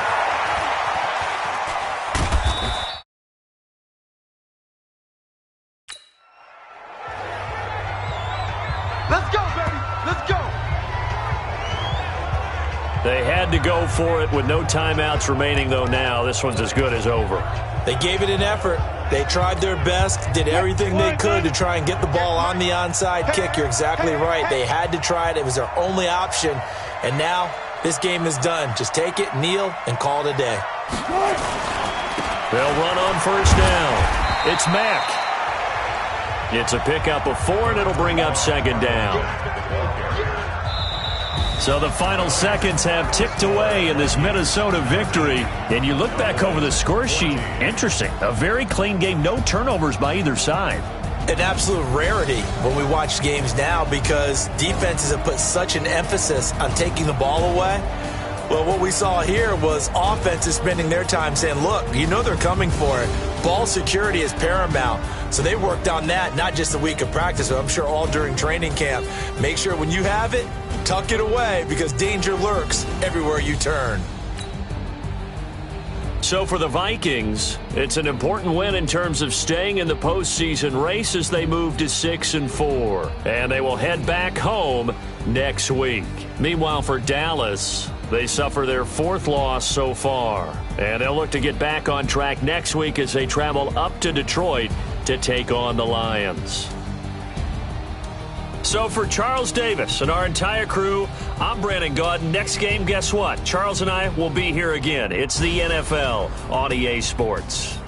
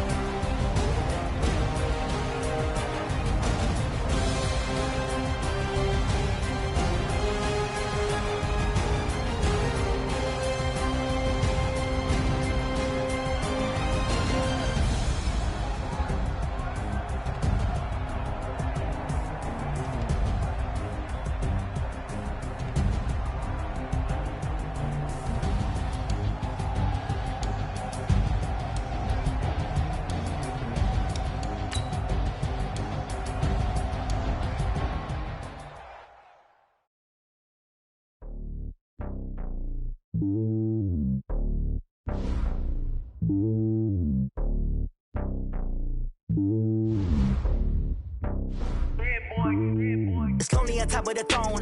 I ain't a king of the pawn. Hop on a jet across the globe.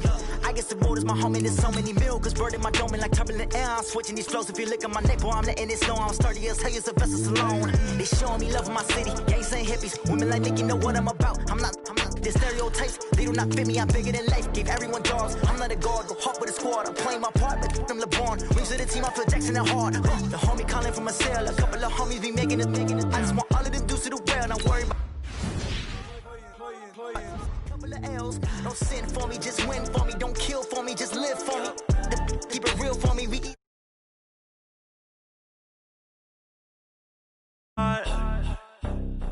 I give it all I got. Walk the walk and talk the talk. Take it higher, that's a God. Hand on my heart, no, I give it all I got. Walk the walk, talk the talk. Take it higher, that's a God. Never stopping, that's a must. Always winning, never lost. GPS, I never lost. GPS, I never lost. Who do it better than me? Yeah. Vision on 2020. Yeah. VVS, Clippity. Yeah.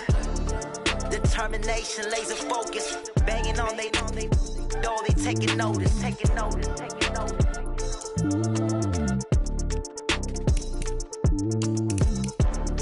Determination, laser focus. Banging on they door, they taking notice. Rick Rock. Tick-tock. West hip-hop. Are you ready for some football? Ladies and gentlemen. Yeah.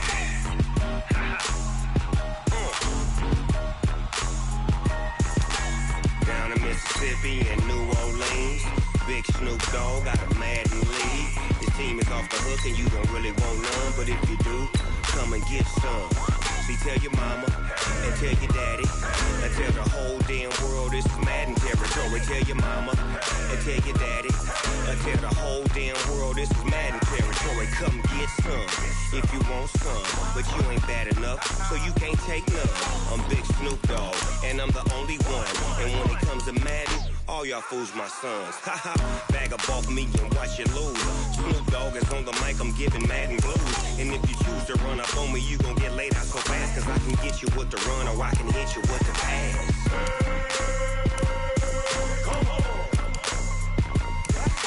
I can't be touched and I can't be schemed. Roll it when I'm in a mud league. 2-0, Madden time on you suckers. Y'all can't get close, so why you wanna touch us? Cause my team is so hard, my team is legit. Madden 20, Snoop Dogg is, I get it. I got cleats on my feet, jersey on my back, helmet on my head, ready to attack like that. Down in Mississippi and New Orleans, Big Snoop Dogg got a Madden lead. His team is off the hook and you don't really want none, but if you do, come and get some. See, tell your mama and tell your daddy and tell the whole damn world it's Madden territory. Hey, everybody, it's the coach. This is the NFL. We are just a stone's throw away from the Rock and Roll Hall of Fame as we get set for football at First Energy Stadium in Cleveland, Ohio. Coming up, we've got a good matchup on tap between the Minnesota Vikings and the Houston Texans.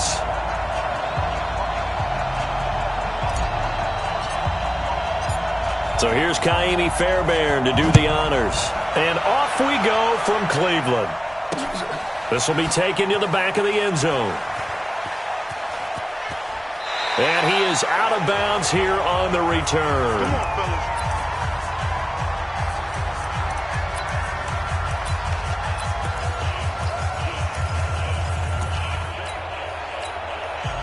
Come on, fellas.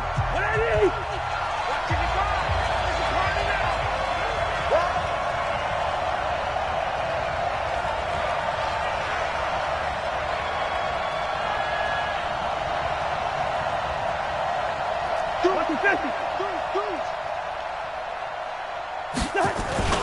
Now the first carry for Dalvin Cook.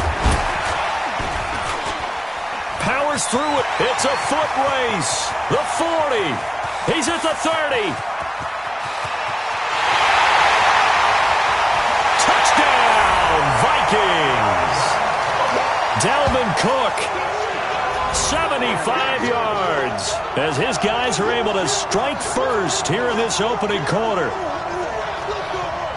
Wow, first play in the game, CD, 75 yards. These people, they haven't even filed in yet from the tailgate lots.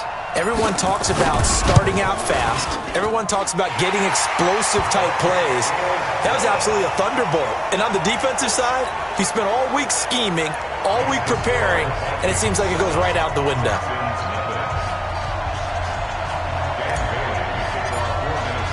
Bailey now to kick it away after the touchdown. This will be taken short. And out of a bad return here. He gets it out to the 25-yard line.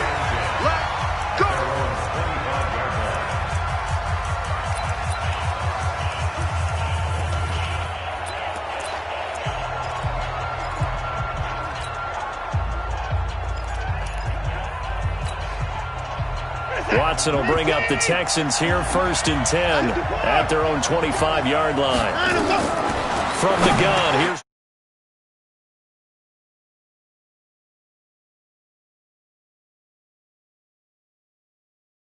Watson underneath for Miller.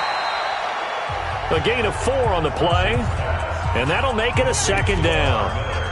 We'll see what kind of mindset they have here offensively after giving up the touchdown on the opening drive. And based on our time with them, prior to this game, I feel like they've got a good mindset going in. In fact, the discussion that we had with the coaching staff was, we may give up some points in this game, so our offense has to be ready each and every time to either equal or try and get us ahead and try and keep us ahead. This is their chance to respond to that first touchdown given up. 4 yards on that last completion, so that sets up 2nd and 6. Now a pass, and it's complete to QT. And they get him down, but not before he takes it across the 40-yard line. A fresh set of downs on a gain of 13 there for the Texans. I think it all came together there. In-breaking route, drove it with excellent pace. Money throw right there to move the sticks.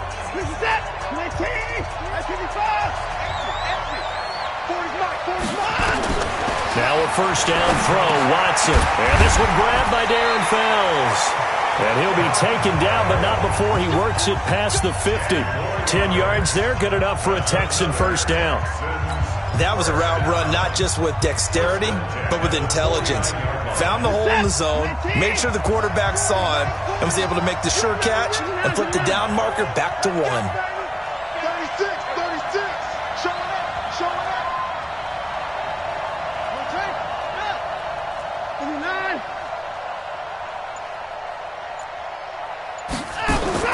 Watson on 1st down. And that'll be knocked away. It's incomplete. Quickly now a look at the defensive starters for Minnesota. Harrison Smith is a player I love to watch. Whether he's ranging deep as a free safety or near the line of scrimmage where he makes more plays, keep your eyes on him.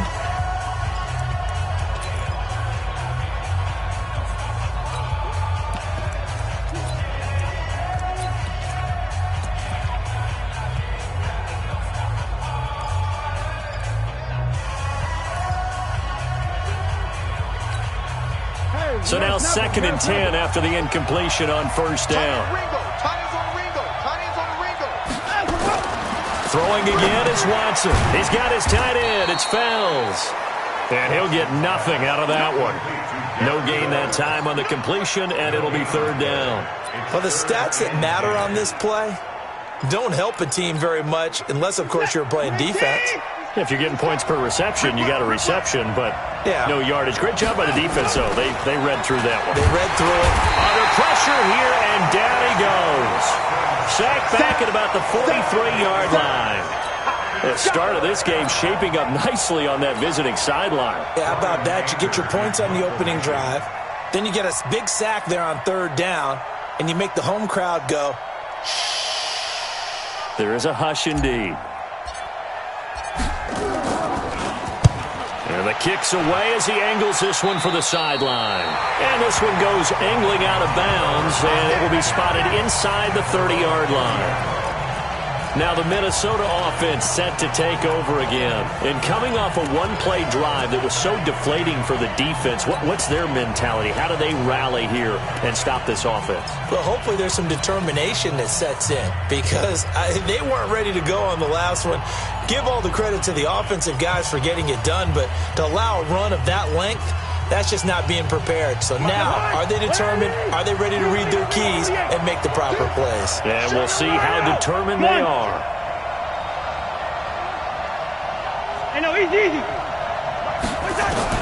Cousins now to throw on 1st down. Open here, Adam Thielen. And they get him down, but not before he takes it across the 40-yard line. 12 yards there, 1st down Vikings. It's a nice completion and a little bit of run after catch as well to create the yardage that they got. But it is so tough to cover that route, the drag route, because they run it at varying speeds. Because the key is to create hesitancy on the defender's part. Always so empathetic for those DBs, aren't you? Let's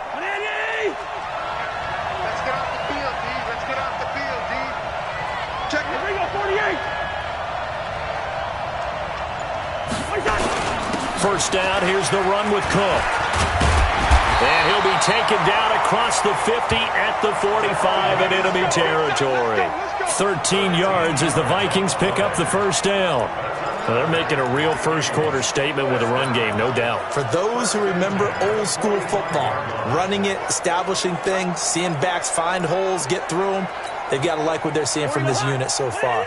Right now, they've decided to, as you said, establish the run game, and they've been successful doing it.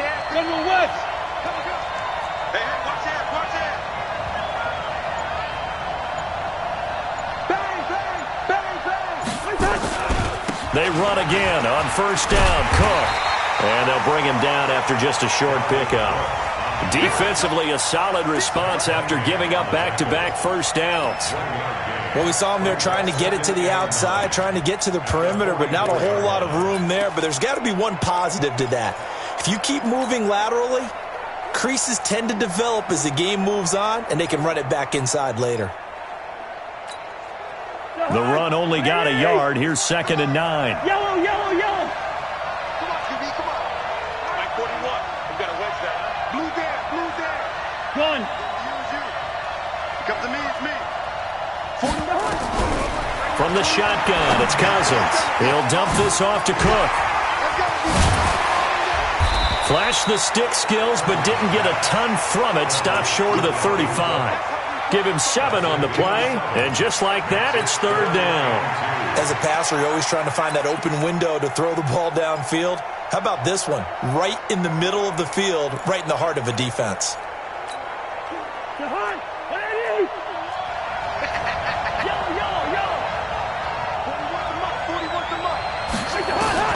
Cousins on 3rd and 2, and he's able to find Diggs.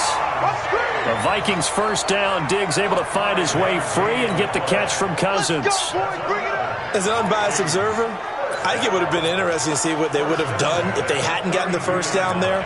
But since they did, I guess the point is moot. Yeah, they were right there in that middle ground, field goal range, punt, go for it. But as you said, they picked it up. Back to the ground. Cook fights off the defender. Deshaun Gibson there on the tackle. Well, we saw him there trying to get it to the outside, trying to get to the perimeter, but not a whole lot of room there. But there's got to be one positive to that.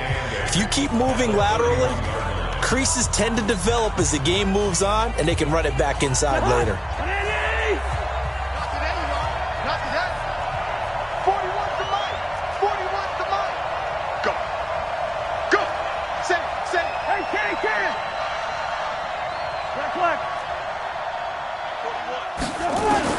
From the 31, Cousins, and Diggs has it. 10 yards, and it's good for a Viking first down. We've seen quite a bit of the short passing game here early on first quarter, haven't we? We have, and I think it works a couple of ways for this team because, number one, you throw the short game until they stop it. And if they're not going to stop it, you keep throwing it, and occasionally you'll break a tackle and turn it into a bigger gain. Also, if they start to creep up, start to pressure receivers, now you go over the top, take it deep, and now you get some of those big shots downfield. Gun. Stay in alpha. Hey, alpha. Mike 41. On first down, it's Cook. And that'll hurt the average a bit as this time they're able to get him behind the line. It's a loss of 2 there, bringing up 2nd down. It's a tough one right there. He ran right into the teeth of the blitz as the linebacker was freed up in order to stuff that one for a loss. I think quarterbacks got to see that. Got to find a way to audible into something a little more advantageous. A rare misstep on that last play because the drive has been strong, but now it's 2nd and 12. Gun. Here we go, D. Here I come again. Here I come again. Here I come. Bravo. Hey, 4-1 Mike. 4-1 Mike.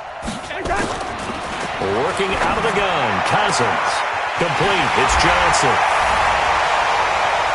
And he'll get into the end zone. Touchdown, Minnesota. A 22-yard touchdown grab. And the Vikings are going to widen that advantage. And there they got him the ball. Just get it to him, let him do the rest. You know, he probably said that to his quarterback as he broke the huddle. I like the play call. Just get it to me. I'll take care of the rest of it. Helping out his rack, right? RAC? Run after catch. And he loves that, and he's going to carry that in at contract time.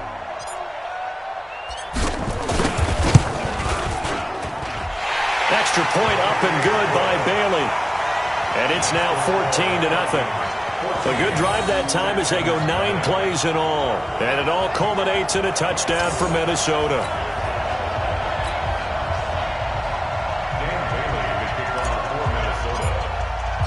Bailey now to kick it away after the touchdown. This will be taken very short. And not a bad return here. He gets it out to the 25-yard line. Out comes the Houston offense as they get set to take over here. Already down 2 touchdowns here in the first half. This becomes a pretty important drive, doesn't it? It certainly does, and a lot of the teams script plays. We know that, right? They have a script to start the ball game, and typically those scripts go between 12 and 24, 25 plays.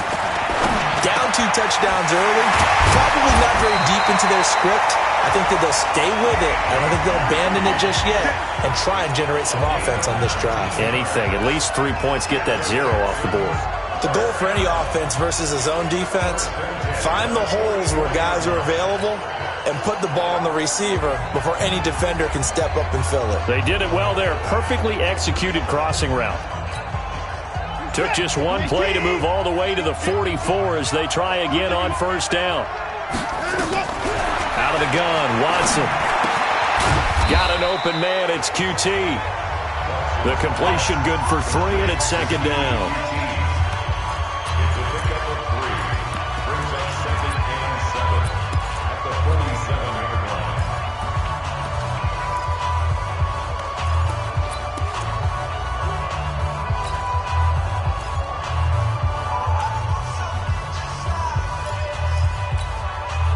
That first down completion only netted him 3.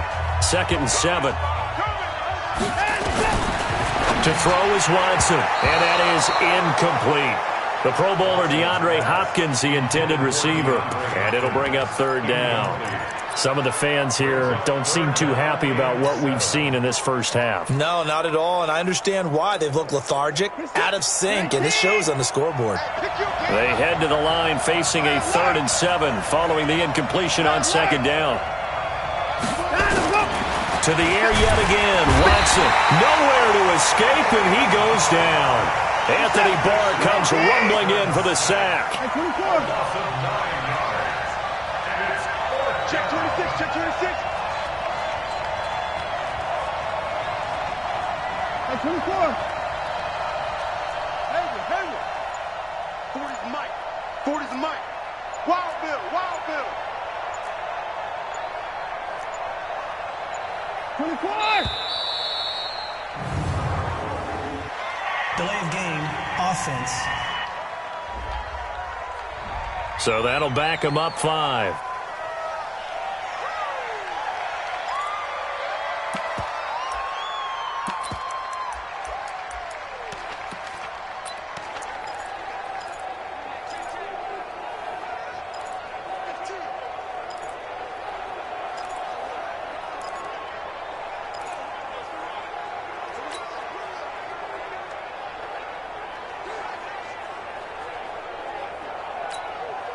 Watson going to stay out there as they'll go for it on 4th.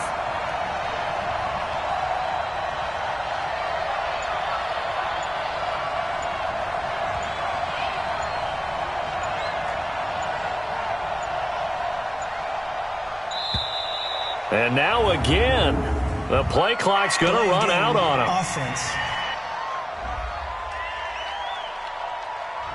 And that'll be accepted, of course, and that moves him back 5. Still 4th down. Here's Brian Anger now as he'll punt it away for the 2nd time.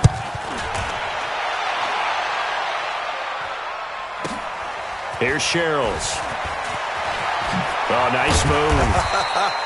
A good return there. Call it 13 yards. And that will come the offense as they take over. And you see Dalvin Cook and the offense heading back out. He's in his zone. Second quarter already closing in on a 100-yard game. And that's the magic number for a running back. Anytime you get to that triple digits, that's all you're looking for. But he's got a chance to really exceed that in this one. Yeah, he does. That's been the gold standard for a long time, hasn't it, that 100-yard mark? It really has, and that never has to shift because it's in a game. It's a 1,000-yard mark. I'm wondering, since we've gone from 12 to 14 to 16 games, maybe we need to up that a little.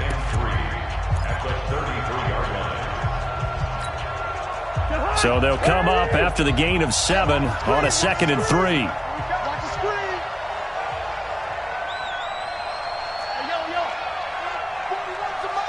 Gun! Hey, Haywood! Hey, 382, lane 50. Throwing is Cousins. Looking left sideline, but it's incomplete. He was looking for Adam Thielen there, and it's 3rd and short. Had the right idea there, trying to throw it to the sideline, but he led him just a little bit too much, trying to get it out to his receiver.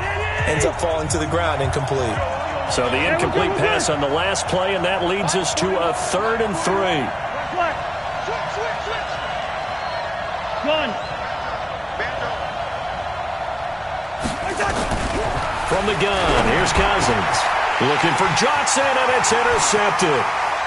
Picked off at the 39. And they will score a pick 6 for the Texans TD.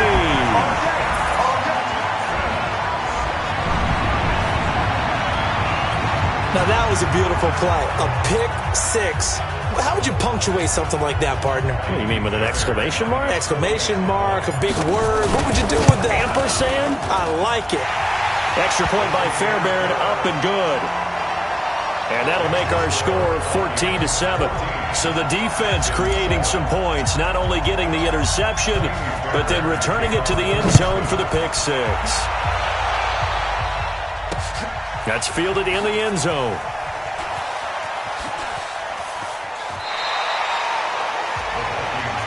Here we go. Here we go. Here we go. Kirk Cousins now gearing up to lead this offense back out there. He has not been on his A game, but his team has really picked him up. I think he probably now, second quarter, he's thinking, all right, time for me to get going. And he also has to keep in mind that, he has contributed. You're exactly right. Not totally on his A game, but guess what? He's got the touchdown. He's got a touchdown pass. Yes, he tempered it with an interception. But he has contributed, and he just can't get down and worry about his own stats. The team's winning. That's cause for celebration, even though there's a ways to go. And now he'll be looking to contribute a little bit more. 13 yards as the Vikings pick up the first down. Everyone's got to be able to catch the football. Doesn't matter what position you play, but if you're on offense, be aware a ball may come your way. So here's a 1st and 10 at the 38.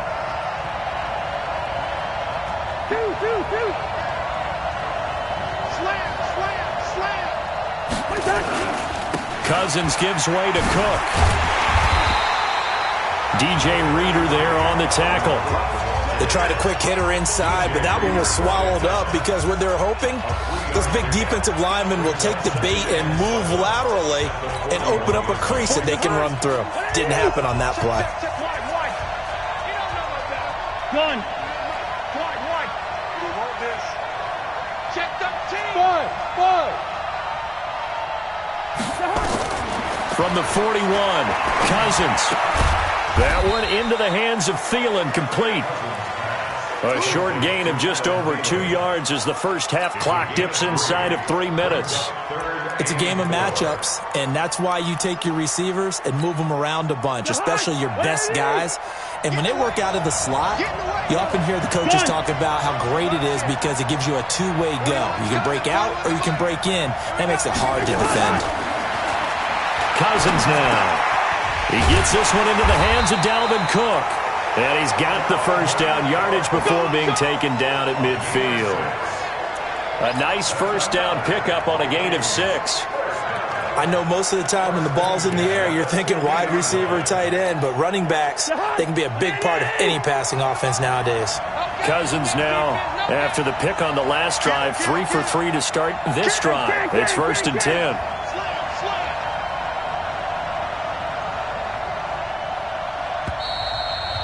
We've hit the 2-minute mark of the second quarter, 14-7.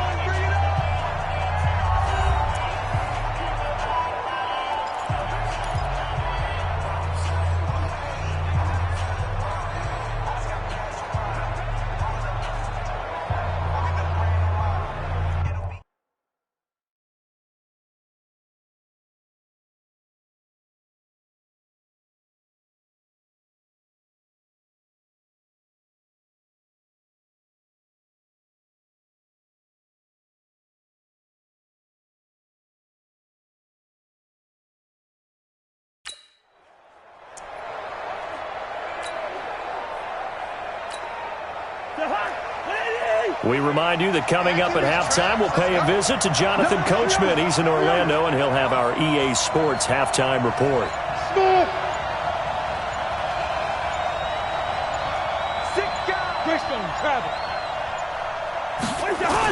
They'll run on 1st down. It's Cook, and he's able to get this one down to the 40-yard line. 10 yards, and it's good for a Viking 1st down. Well, that last run makes this a 100-yard night. I've loved the way he's hit the holes. He's been quick, he's been decisive, and he's been a whole lot of fun to watch.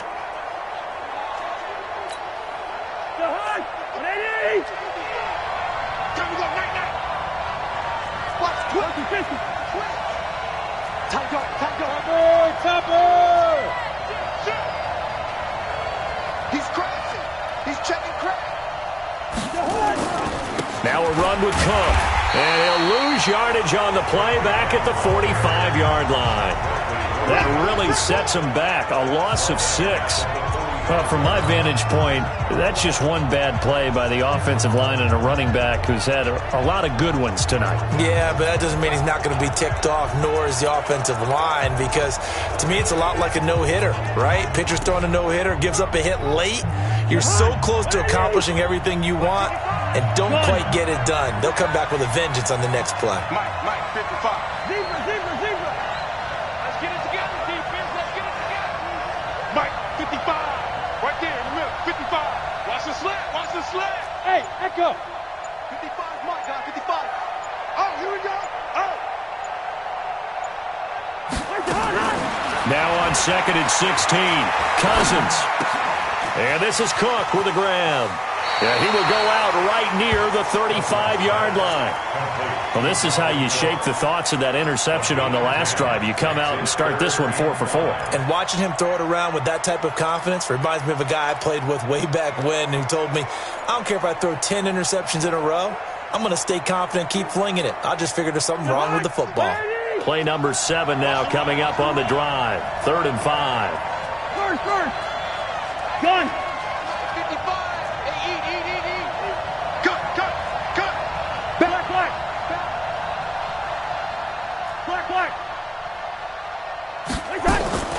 Cousins. Into heavy traffic, and it's intercepted. Picked off by the corner, Bradley Roby. Past the 20. Tip, and they will score. A pick 6 for the Texans TV.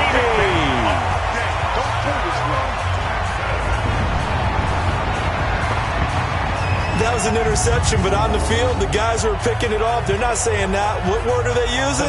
It's Oski. And that means catch the ball and go the other way. That's your vernacular. I've never heard anybody say Oski. Ask around. They'll tell you. Fairbairn now to add the extra point.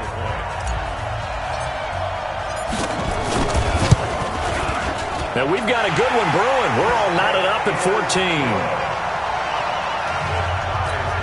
A heck of a play there defensively, getting the interception, navigating his way into the end zone for the touchdown. This one tied at 14 now as he sends this one away.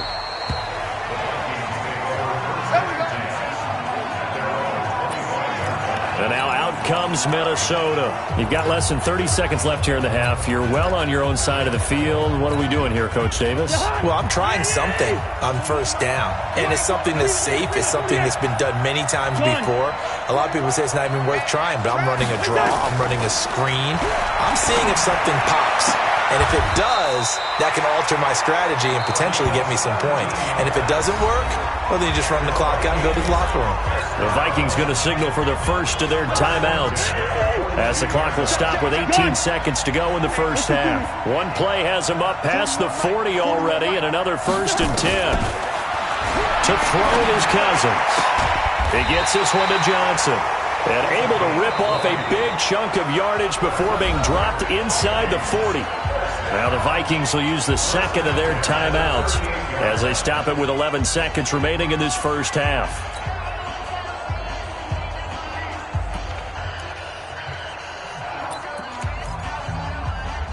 So a challenge coming down from the booth, and that's where these challenges come from, of course, in the final 2 minutes of the half. Yeah, now we're going to New York, right? That's command central for the officials. They'll talk. Good work, boys. Let's go. Let's go. After review of the play, the ruling on the field stands. Back-to-back good plays have them on the move on first down. Gun. Now Cousins. That'll be complete. To Cook. He's brought down at the 34. Call it a gain of 4. And we're going to get a timeout with 2 seconds remaining in the second quarter.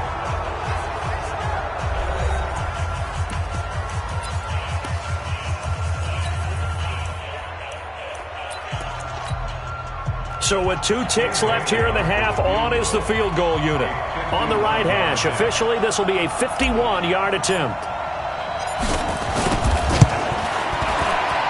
And this is good. He got just enough to clear the crossbar as he drops it in from long distance. And just like that, on we head to half number 2.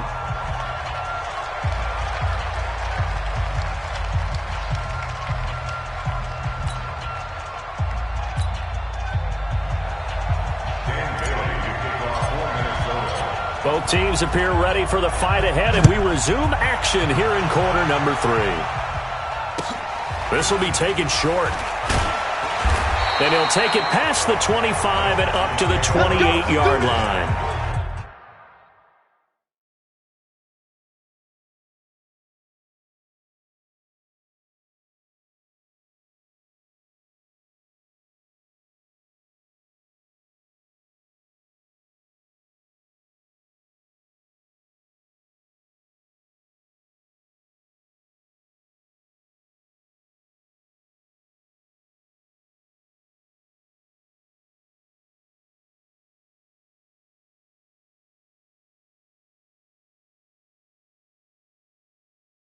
At their own 28-yard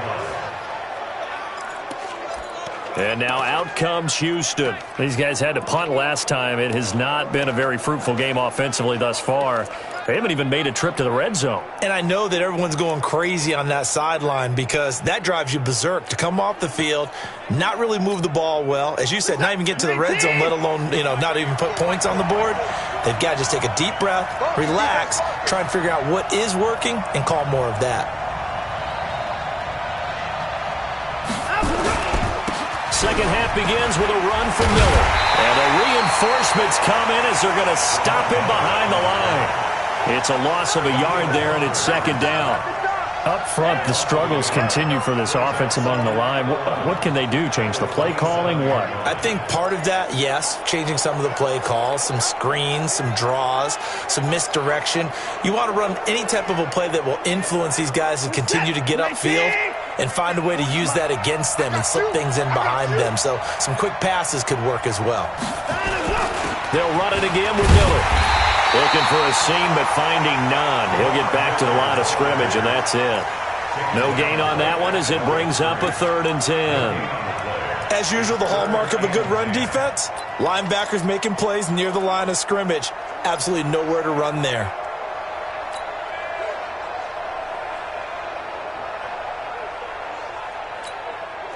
Big play coming up. Here's 3rd and 10. I would expect to see some pressure here. The pressure drops off as they'll look to throw. Nowhere to escape, and he goes down. And how about this? 4th and long, and they're going to go for it.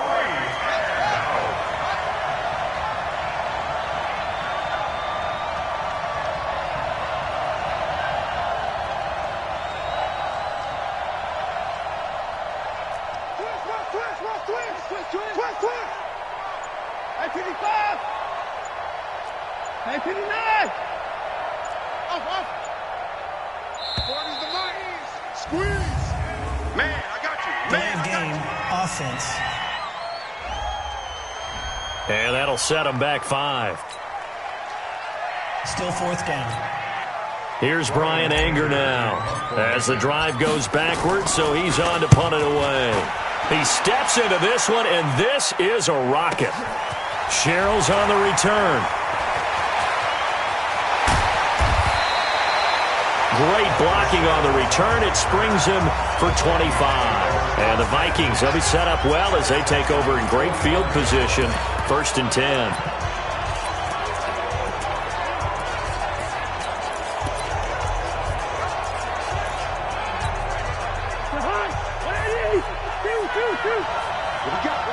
What we got?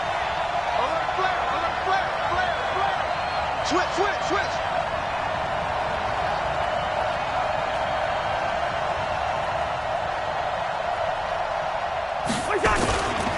A 10th carry in the game for Cook. And he's corralled, but not before getting it inside the 35. 12 yards there. 1st down, Vikings. Now, this is an example of breaking down a defense because on a lot of these runs, he's getting past the point of attack, and guess what he's doing? Forcing the secondary guys to have to make a lot of tackles. So they'll come up 1st and 10 now from the 33. Check.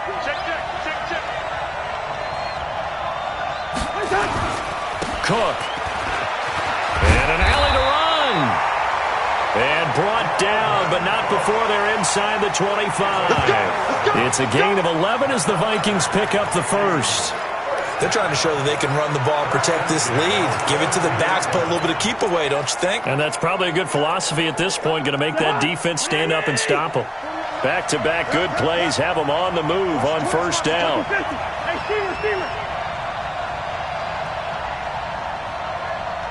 Gun! Go!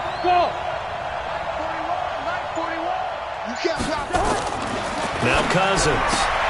That's complete to the receiver, Thielen. 5 yards on the catch there, brings up 2nd down. It's a gain of 5. Brings up 2nd down. 2nd and 5 after the 5-yard completion on 1st down.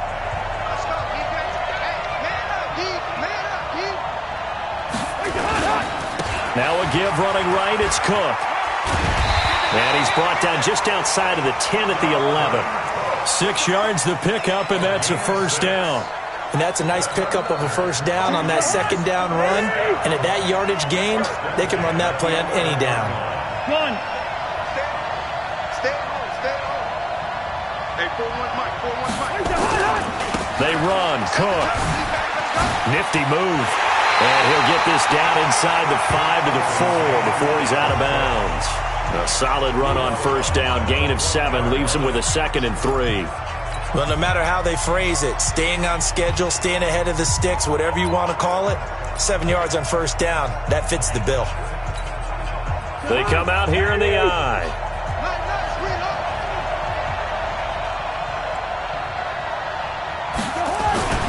Throwing on 2nd and 3.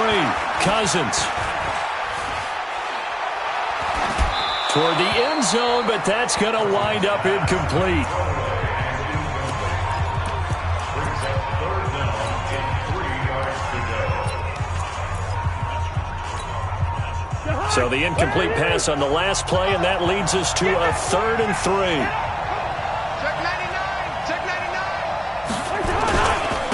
They'll try to get it on the ground with Madison. And he goes backwards on this one, losing yardage to the 7. They were ahead of schedule after the gain of 7 on 1st down, but the defense does not budge on 2nd and 3rd. The short field shrinks even more with the type of bodies they brought in on that play. Those extra tight ends, they weren't able to secure their blocks, and that one ended up going backwards. And for the second time tonight, his field goal unit comes out here. From the left hash, a chip shot here.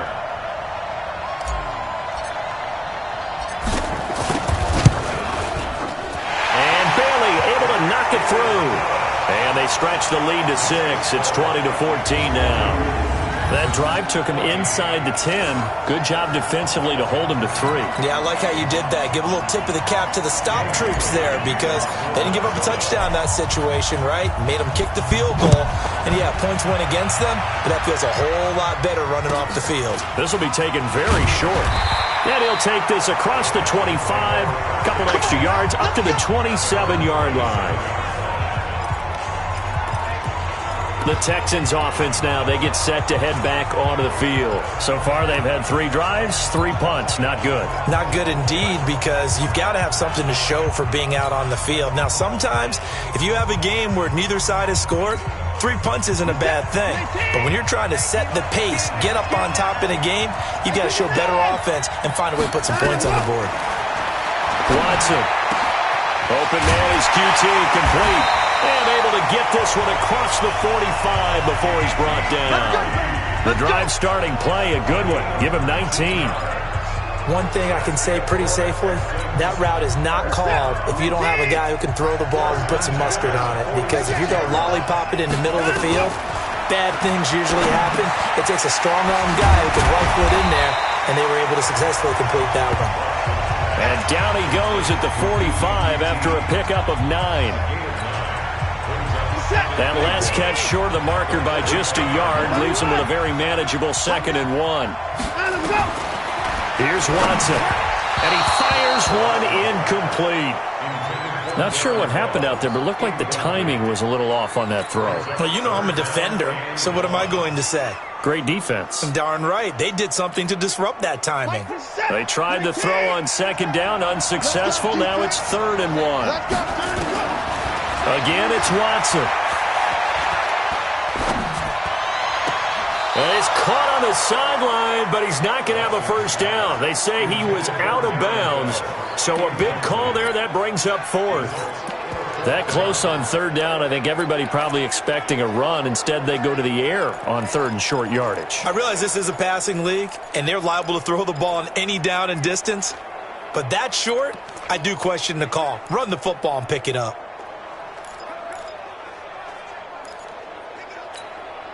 Bill O'Brien, an offensive mind, and he's going to trust his offense here. They're going for it on 4. They'll run. It's Miller. And I'm not sure he got there. Did they stop him? They did. Lamar Miller stopped short of the sticks. And the Vikings defense is going to get the football back. Well, it was too far for a field goal try. You don't really gain a whole lot out of a punt, so I don't think you have much of a problem with that, do you? No, not at all. I think it's the right play, the exact right play, because even if you want to play defense and pin them deep, you know how hard it is for a punter to knock one dead inside the 10-yard line. That's not necessarily easily done, so I think going for it there was the right call. Here's Cook as they begin on the ground. And no room that time, getting it to about the 46. Justin Reed, the safety, made the tackle. Sometimes you're aligned perfectly and the play comes to you, and sometimes you got to cover some ground to go make the play, as we just saw there. We saw a great example of perseverance right there on that play. Got to be careful. They might want to throw one over his head as this game progresses. Let him know. Two. Gun. Check 55 to Mike. Hey, exit. Mike 55. On 2nd and 9, Cousins. That's to Cook out of the backfield. And he'll be brought down at the 45-yard line. 9 yards to pick up there, and it's a first down. Looked like a pretty good, safe play right there. No, he's had trouble with the interceptions in this game there. Hits his guy out in the flat. Yeah, so many times we hear quarterbacks and offensive coordinators talk about in your progressions, you're either throwing the touchdown or you're throwing the check down. But earlier in the game, it was touchdown or interception. Now he got to the check down. A nice safe throw and a good one. Check safety, check safety. And as they come to the line, they will not be able to get off another play as time has run out on this third quarter. And that'll do it for the end of the second quarter. This is the NFL, and it's on EA Sports. Check hot. Gun. Hey, no, easy. Check 41. Let's go. On first down, Cook. Give him 5 on the carry there, and it'll be second down. Oh, that's one to warm the hearts of all those old school football players, isn't it? Tough, hard, gritty run, got behind his pads, bowled over a few people. Look at that one, right up the gut. So up through 3 quarters, no reason to lighten up now. Check.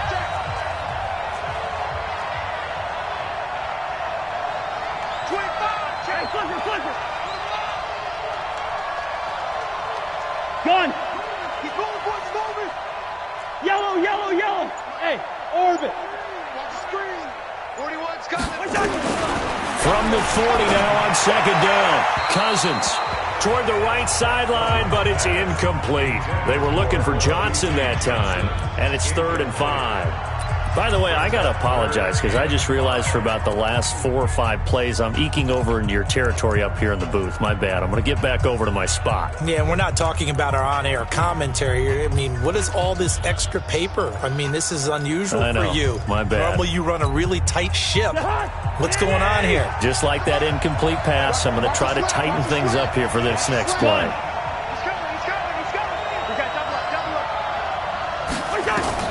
Cousins from the gun on 3rd. And complete right side to Cook. And this effort won't be enough as they rally up to stop him a couple of yards short. Gun. Like 41. We got to wedge that. 6 man. Check curls. Check 9, check. Hey, flipper. Yellow. Where's that? 4th down, Cousins. And able to catch it, but he's out of bounds. And the throw took him beyond the sideline, and that's going to be a turnover on downs. Boy, you talk about not playing it safe. Why were they going for it there, Charles? It's got to be a full evaluation of their team. Do they trust their defense in this situation? Maybe they think they've given all they can in this game and they don't have anything left. Do they not trust that the other team's quarterback is just so hot that no matter where they get the ball, they go downfield? Remember when Bill Belichick went for it in that game, right, against Indianapolis on the road, and everybody said, why'd you go for it there? I think he just thought to himself, on the other side, if they get the ball, they're going downfield anyway. He was trying to end the game right there with his own offense. That was a nicely run slant route, and what the receiver's trying to do is make the defender think he's going upfield for a deeper route, and then breaks it off, usually after about 3 to 4 steps, and cuts towards the middle of the field. And now what he's trying to do is use his body to keep the defender away from the football and give the quarterback a really nice target.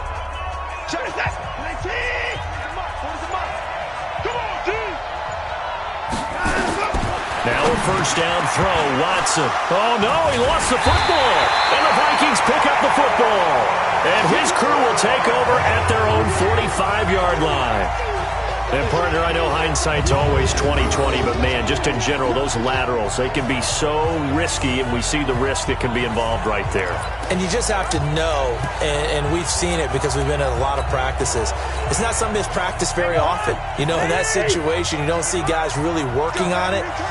Maybe like we're bringing the rugby guys in to help us with tackling, maybe we ask them to help us with the laterals as well and make that a better play. Oh, he's got a little daylight. And they'll get him down as he's inside the 40. 17 yards, first down, Vikings. Do my eyes deceive me, or is he getting stronger as this game moves along? Burst seems just as good here in the 4th as it was way back in the 1st, doesn't it? I do believe someone put a lot of time in the offseason and continues to condition during the season in order to continue to carry the ball at this rate. So from the 39 now, they'll come up on a 1st and 10.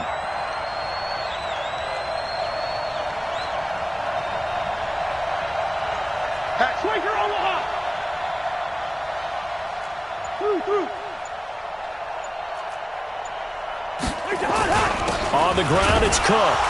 And they will only muster a yard here to the 38. They tried a quick hitter inside, but that one was swallowed up because what they're hoping, those big defensive linemen will take the bait and move laterally and open up a crease that they can run through. Didn't happen on that play. Gun.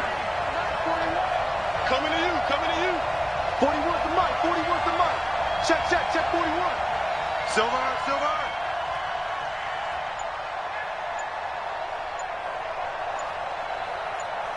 Hey, can't. Where's the hot? On 2nd and 9, Cousins. It's complete to Diggs. And he gets this down inside the 35 before going out of bounds. All that practice time came to fruition on that play. All those timing routes that they work on through training camp, OTAs, minicamp, and just regular season, they got it done on that one. An outcut, ball was delivered, and picked up the completion. This a big play for both sides. What will we see here? 3rd and 4.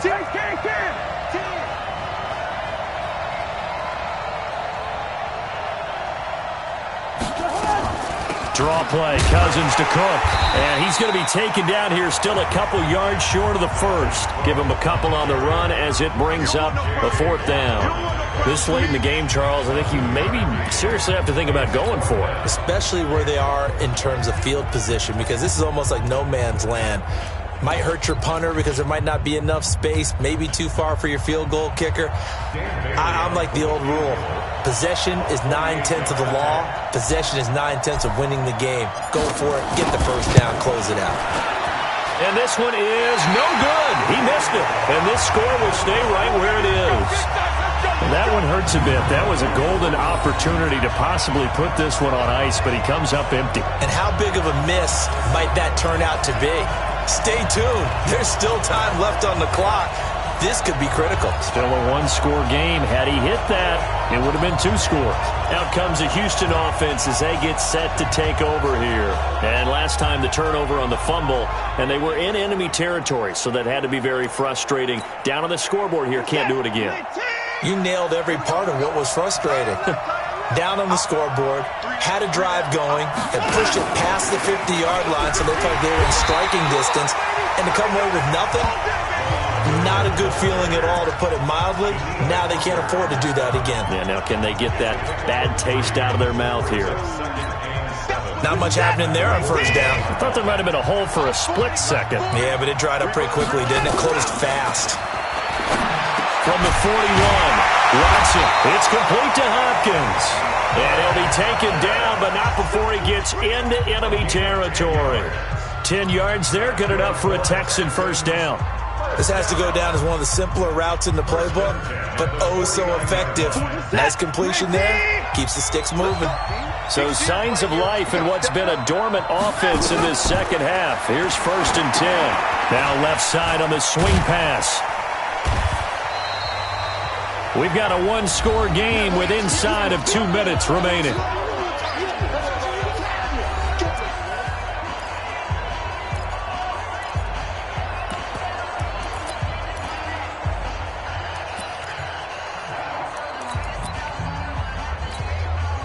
So it's Texans football as we welcome you back.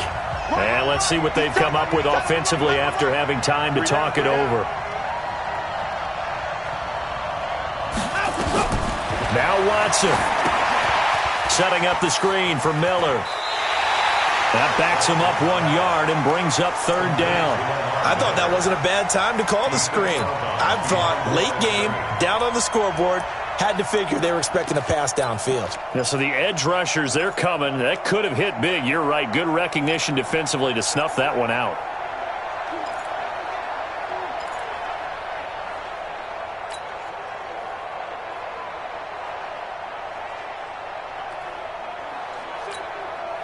And they'll need the 39 here for a first. This is 3rd down. Watson going to give this one to Miller. And they go backwards here. Losing yardage back at the 48-yard line. That'll back them up 2 yards and also bring up 4th. Partner, you've got about 20 coaches on your payroll, but there's 60,000 of them in the stands. I don't think any of them like that play. And the later we go, it's starting to sound like 100,000 in here.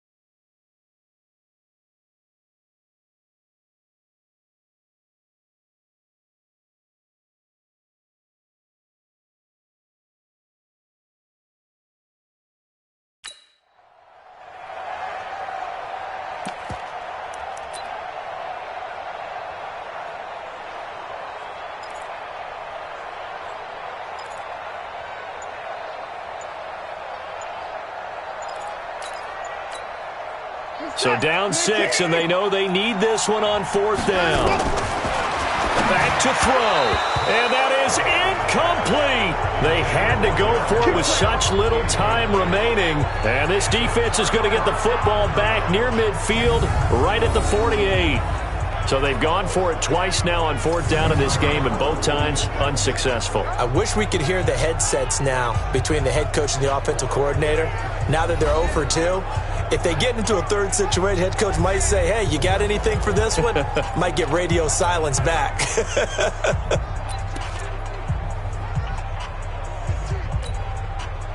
Good starting field position for the Vikings as they have it 1st and 10, just shy of midfield at the 48. They start the drive with Cook, and he'll be brought down right on the 50, a gain of 3.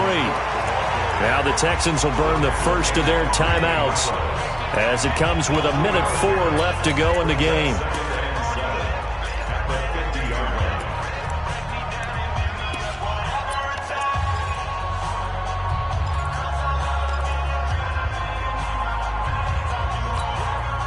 Have to imagine this will be on the ground as well as they come up 2nd and 7. Jackie 48. Gun. 41's the mic. 41. They run it again with Cook. The 20. There he goes, right side. Touchdown, Vikings. Dalvin Cook, his 2nd touchdown of the night. And the Vikings are going to widen that advantage. So what was already a game to remember becomes even more so as that touchdown run, a lengthy one, takes him over 200 yards now for the game. And I love the fact that to get over 200, it took a pretty good sprint, didn't it? I mean, a lot of times you get 1 or 2 yards and oh, he's over 200 yards. But that really put an exclamation point on the game he's having. Fantastic. A lot of fun to watch. He hits the big target for the 2-point try. Defenses hate those guys, especially around the goal line. It's hard to decide who you're going to put on him. Are you going to put a smaller corner on him? Are you going to put a safety who doesn't have maybe the same coverage skills? How about a linebacker? He may have the size, but he's not used to really covering in space. That's why the tight end gives you such a great advantage when you're throwing the football. Well, 4th quarter, they felt like they needed the football back. Unfortunately, they couldn't get it. And I know we brought analytics into the game, and someone has said here that the data says that when a team's expecting an onside kick, 80% of the time, the team expecting it, they do actually recover the ball, which is what we saw here. I just wonder if that number is much more of a anecdotal type of a number. Kind of like when the coaches tell us, well, when you score on special teams, 93% of the time you win the game. I'm still waiting to see that number is empirical. Now it's Watson. Pressure, and he's going to be taken down. They sack him back right around the 44. The Vikings going to signal for the first of their timeouts. It's just their first. They've got 2 more to use here in the final stages. Pass protection has been a problem all night long as they come up facing 2nd and a bundle. Here's Watson. He completes this into the hands of Miller. Now the Vikings will use the 2nd of their timeouts. That'll leave them with just 1 remaining in this 4th quarter of play.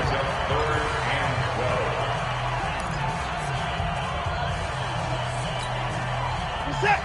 19. Come on, baby. Let's see what you got. Throwing on 3rd down. Watson under pressure here, and down he goes. Sacked back at about the 43-yard line.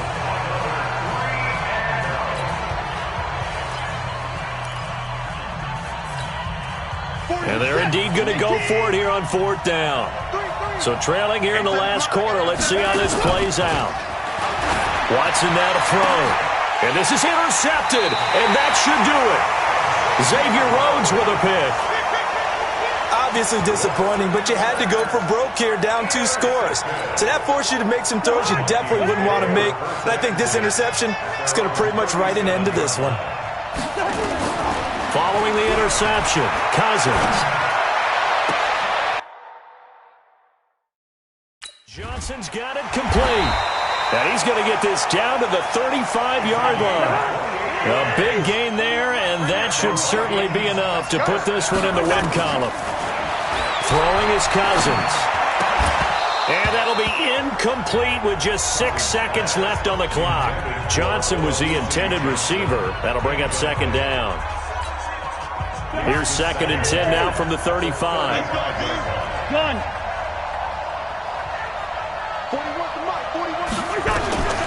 Throwing here, Cousins.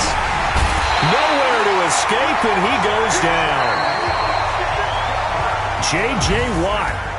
He's the one that got home and takes him down for a loss of 9. So the final seconds have ticked away in this Minnesota victory. And it was their defense that really made the statement after the break. They pitched the second half shutout. Yeah, think about the team that just got vanquished. They did score in the second quarter. Do you think they thought at all that that would be their last points of the game? No, but what a second half. The adjustment, whatever they did in the locker room, it certainly worked. It certainly did, and you're exactly right. Whether it was an adjustment, whether it was just more focus on what they planned to do going in, whether they just played better, whatever it was, it all came together in the second half, and no points were allowed. That's a great way to close them out.